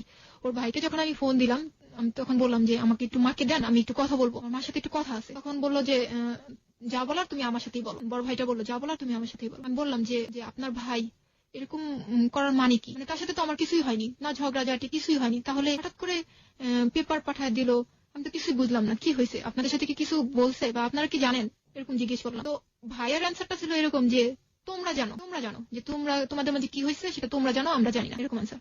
তারপরেও আমি অনেকবার অনেক নাম্বারে ফোন দিয়ে আমার শাশুড়ির সাথে কথা বলতে চাইছি, কিন্তু আমার শাশুড়িকে আমি পাইনি। তার সাথে আমার একবার কথা হয়েছিল, সেটা হলো যে আমি একবারই কথা বলছি, সেদিনই সে আমাকে বলছিল যে আমি এই মেয়েকে ঘরে তুলবো, এরকম একটা কথা আমাকে বলছিল। সেই কথাটাই আমি বলতে চাইছিলাম যে মা আপনি তো এই কথাটা আমাকে বলছিলেন, তাহলে কেন, কি কারণে আমাকে এই পেপারটা আমাকে পাঠানো হলো? এই পেপারটা তো মানে আপনাদের জানাই করা হয়েছে, আমি কখনোই ওনাদের সাথে যোগাযোগ করতে পারিনি। শামীমা সুলতানা শানু, এই স্বাক্ষরটা কি আপনার? এটা আপনার হাজবেন্ডের স্বাক্ষর। ওকে, আমাকে একটু বলেন তো যে আপনারা যেই লোকটাকে ধরার জন্য এত একদম ফর্মালি একটা ব্যবস্থা করলেন, তাকে ওখানে লোকজন পাঠিয়ে ধরে নিয়ে আসা হলো, এই পেপারটা পেয়েছেন আপনারা 2009 সালে, আপনারা আইনি কোনো ব্যবস্থা নিয়েছেন? এরপরে কেন নেননি? নিইনি। আমি যখনই আইনের ব্যবস্থা নেব, এটা আমি বলি আমার একটা আন্টি অ্যাডভোকেট, আমি তার কাছে এটা নিয়ে যাওয়ার পর আমার আন্টি বলে যে এটা নাকি জুয়েলের সাইন না, আর যেহেতু জুয়েল দেশের বাইরে, এটা দিয়ে এখনই কিছু করা যাবে না, এরকম একটা কথা আমাকে বলছে যে কিছুই করতে পারবো না, ছেলে দেশে আসলে তারপর আমি বললাম যে ছেলে যদি কখনোই দেশে না আসে তাহলেও কি কিছু করার নাই? তখন বললো তুমি একটু অপেক্ষা করো, আমি দেখি কি করা যায়। কিন্তু এই পর্যন্ত আমার আন্টি বলতে হচ্ছে আমাকে যে আমার আন্টি আমাকে কোনো হেল্পই করেনি। আমার মাকে বলি যে মা তুমি একটু যা আন্টিকে বলো না যে এটা নিয়ে ঝুলে আসি কেন, এটা নিয়ে কিছু একটা করো। যখন যাই তখন বলি যে আমার আম্মুরে বলি কি যে তুমি একটু আন্টিকে ছাড়া অন্য উকিলকে বলো। যখনই যায় বা কারো কাছে আলাপ করে তখনই গাদা গাদা টাকা চায়। আর আমি একবারই তো বললাম যে আমার ফ্যামিলিতে ওরকম কোনো নাই। আর একটা কথা যে আমি প্রচন্ড ভয় পাই, যেটা যে আমার সাথে যখন জুয়েলের কথা হয়েছে, আমি ইদানিং এর কথা বলবো, 2 সপ্তাহ আগের কথা, যে 2 সপ্তাহ আগে যখন আমি কথা বলছি ওর সাথে, তখন এরকম ছিল যে আমি একটা নতুন একটা সিম নিই, নেওয়ার পরে ওটা থেকে আমি একটা মেসেজ দিই ওকে। মেসেজটা ছিল এরকম, কেমন আছো, তুমি আমাকে চেনো, এরকম একটা মেসেজ ছিল। এই মেসেজটা পাওয়ার সাথে তো আমার ওই নতুন নাম্বারে ফোন দিই। তারপর তখন আমি ওর সাথে কথা বলে আমি জানতে পারি যে আমি যদি কোনো আইনি কাজে যাই তাহলে ও আমাকে ফাঁসাবে, মানে ও আমার নামে উল্টা কেস করবে, এরকম ভয়ভীতি আমাকে দেখাচ্ছে। আমাকে বলে তুমি ঝামেলা করবো, আমি ঝামেলা করবো, তুমি নর্মালি থাকবো, আমিও নর্মালি থাকবো। তখন আমি বললাম এক কথা পরিপ্রেক্ষিতে ও বলতেছে যে তোমার সাথে আমার সব রিলেশন শেষ, তোমাকে আমি পেপার পাঠিয়ে দিছি, তো তোমার সাথে আমার কোনো রিলেশন নাই, তুমি এখন পেপার সাইন করে পাঠিয়ে দাও, তোমার যা ঝামেলা আছে আমি চুকাই দেবো, এরকম বলতেছে। তখন আমি বললাম যে পেপার সাইন করে পাঠিয়ে দিব, পেপারে তো আপনি সাইন করেননি, তাহলে আমি কিসের পেপারে সাইন করবো? তখন বলছে না আমি পেপার পাঠিয়েছি, আমি সাইন করছি, এরকম কথা বলছে, আমি সাইন করছি। তো আমি বললাম ঠিক আছে, পেপার তো সাইন করে পাঠিয়ে দিয়েছেন, ঠিক আছে সামনে দেখি আমি কি করতে পারি, এরকম। যখন এই কথাটা বলছি সাথে সাথে আমাকে বলে কি তুই করে যে তুই আমার মা বাবাকে যদি আমার মা বাবার যদি কোনো ক্ষতি করিস, তুই 50,000 টাকা খরচ করবি, আমি 50 লাখ টাকা খরচ করবো, কিন্তু আমার বাবা মার কিছু হতে দেবো না, এরকম। আর তুই যদি কিছু না করিস আমিও তোর কিছু করবো না, তুই আমার কাছ থেকে অনেক টাকা পয়সা নিছিস, আমাকে বলে তুই আমার কাছে অনেক টাকা পয়সা নিছিস, আমি উল্টা তোর নামে কেস করে দেবো। শুধু আমি জানি না, আমি ভয়েই সামনে আগাইনি, যে আমি যদি এখন কিছু করতে যাই দেখা যাবে যে আমি ওর সাথে পারবো না, কারণ ওর এখন অনেক টাকা পয়সা আর আমার কিছুই নাই, আমার কাছে কিছুই নাই যে আমি সামনে আগাবো। ওকে, এই তো আপনার গল্প, তাই না? আর কিছু বলার আছে? আর কিছু বলতে চান আপনি? আর কি বলবো, আমার এখানে আরেকটা কথা আছে যে ভাইয়া ও হচ্ছে আমাকে জিজ্ঞেস করছিল যে তুমি কি চাও, তুমি এখন কি চাও। আমি যখন মেসেজটা দিছি তখন আমাকে ফোন দিয়ে বলছিল যে তুমি এখন কি চাও। আমি বলছি যে আমি কি চাই সেটা না, আমি কি চাই সেটা তো আপনি জানেন যে আমি কি চাই, তুমি কি আমার সাথে সংসার করবা? আপনি কি সংসার আপনি যদি এটা চিন্তা করতেন যে আমি সংসার করবো তাহলে তো আপনি পেপারটা পাঠাইতেন না, তাহলে আপনি আমার সাথে ডিসকাস করতেন যে শানু তুমি কেন পড়াশোনাটা করো নাই, তুমি পড়াশোনা করো তাহলে আমি তোমার সাথে সংসার করবো। আপনি কখনোই আমাকে বলেননি, কখনো আপনার জোর ছিল না। আজকে আপনি আমি এগুলো ওকে বলছি যে আপনি আজকে আমার সাথে সবার স্বীকার করতেছেন যে আপনি আমার সাথে এটা করেননি, এটা করছেন, এটা করেননি। আচ্ছা, আপনাকে যে তালাকনামাটা পাঠিয়েছে, আপনার এখানে কাবিনে উল্লেখ করা আছে 5 লাখ টাকা হচ্ছে আপনার কাবিন নামায়, তার কোনো টাকা কি ও আপনাকে দিয়েছে? না, দেয়নি। তালাকনামার একটা মজার বিষয়, আমি আসলে এটা প্রথম দেখছি আমার জীবনে। এখানে তালাকনামা এগ্রি করার যদি কোনো ব্যাপার থেকে থাকে তাহলে তালাকনামায় যার নামে তালাক দেওয়া হলো তারও একটা স্বাক্ষর করার বোধহয় কোনো একটা ব্যবস্থা থাকা উচিত ছিল, কিন্তু এখানে কোনো সেরকম কোনো জায়গাও নেই। আমার এই গল্পটা শোনার পরে আমার বেশ কয়েকটা প্রশ্ন আমার মাথার মধ্যে এসছে। প্রথমত হচ্ছে যে শানুর যখন জীবনে এই ঘটনাটা ঘটেছিল তখন সে ক্লাস 8-এ পড়ে, এবং এই ঘটনা ওইরকম সময়ে ঘটে যাওয়ার যে ব্যাপারটা সেটা ঠেকানো সম্ভব ছিল যদি পরিবারে সবসময় বাবা না থাকলে, বাবা থাকে না সাধারণত আমাদের বাংলাদেশের মতো সোসাইটিতে আমরা দেখি যে বাবাই কাজ করেন, মা ঘর সামলান। তো আমি একটা জিনিস দেখতে পেয়েছি যে বাবা থাকেন না এবং মাও থাকেন না, ওই সময় ঘটনাটা ঘটে গিয়েছে। শানুর পক্ষে ব্যাপারটা আসলে আকস্মিকই বলা যায়, কিন্তু যে ছেলের দ্বারাই ঘটনাটা হলো, শানুর বর জুয়েল, তখন তার বয়স কিন্তু 18 বছর, মানে সে কোয়াইট ম্যাচিউর, অনেকটাই ম্যাচিউর। 1 2 নম্বর যেটা হচ্ছে সেটা হচ্ছে শানুর বয়স যখন 14 বছর এবং সামাজিকভাবে যাতে হেয় প্রতিপন্ন না হন এবং শানুর বরের বয়স যখন 18 বছরের মতো, সেই সময়ে তাদেরকে সামাজিকভাবে হেয় প্রতিপন্ন না করার জন্য এমন একটি কাজ করা হলো, মানে জোর করে বিয়ে দিয়ে দেওয়ার যে ব্যাপারটা, ধরে নিয়ে এসে বিয়ে করে দেওয়া, এটার আসলে কি সারা জীবনের জন্য কোনো সমাধান ছিল? আমরা গ্রামে এক সময় দেখতাম যে গ্রামে এরকম গল্প আমরা শুনেছি, হ্যালো 8920 আমরা এরকম অনেক গল্প পেয়েছি, ছেলে মেয়ে কোনো রকম এদিক ওদিক হয়েছে তো ধরে জোর করে বিয়ে দিয়ে দাও। এরা তো মোটামুটি এডুকেটেড ছিল এবং এমন একটি জায়গায় ঘটনাটি ঘটেছে যেখানে অনেক শিক্ষিত মানুষ, তাহলে একই রকম ঘটনার পুনরাবৃত্তি কেন হলো? যদি বিয়েটা বেবির জন্যই হয়ে থাকে, মানে যে বেবিটা কনসিভ করার জন্য হয়েছে, তাহলে বিয়ের পরে সেই বেবিটাকে মেরে ফেলতেই বা দেওয়া হলো কেন? আমার মাথার মধ্যে এরকম হাজারো প্রশ্ন। এবং মজার বিষয় হচ্ছে যে আমাদের রাষ্ট্রীয় যে প্রতিষ্ঠানগুলো রয়েছে, সেই প্রতিষ্ঠানগুলো কি চোখ নাক মুখ কান বন্ধ করে এরকম ঘটনাকে প্রশ্রয় দিচ্ছে না? কারণটা হচ্ছে এখানে নিকাহনামা যেটা আছে সেখানে কিন্তু ওদের বয়সটাকে হাইড করা হয়েছে, গোপন করা হয়েছে। দেখুন এখানে বয়স উল্লেখ করা হয়েছে, বরের বয়স 21 বছর, যেটা কোনোভাবেই শানুর কথা শুনে বোঝা যায় তার বয়স কোনোভাবেই 21 ছিল না, এবং শানু তো নিজেই স্বীকার করেছে শানুর বয়স এখানে উল্লেখ করা হয়েছে 18 বছর।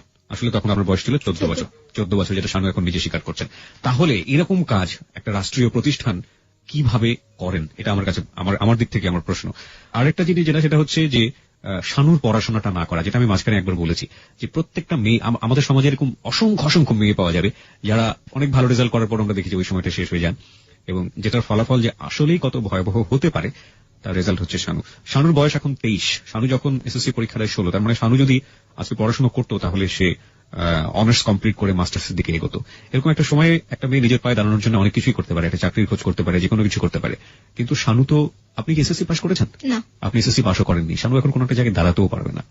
So tell me, what is the solution? সমাধানটা আসলে কি হতে পারে? ও যেটা বলছে যে ওর হাজবেন্ডের অনেক টাকা আছে।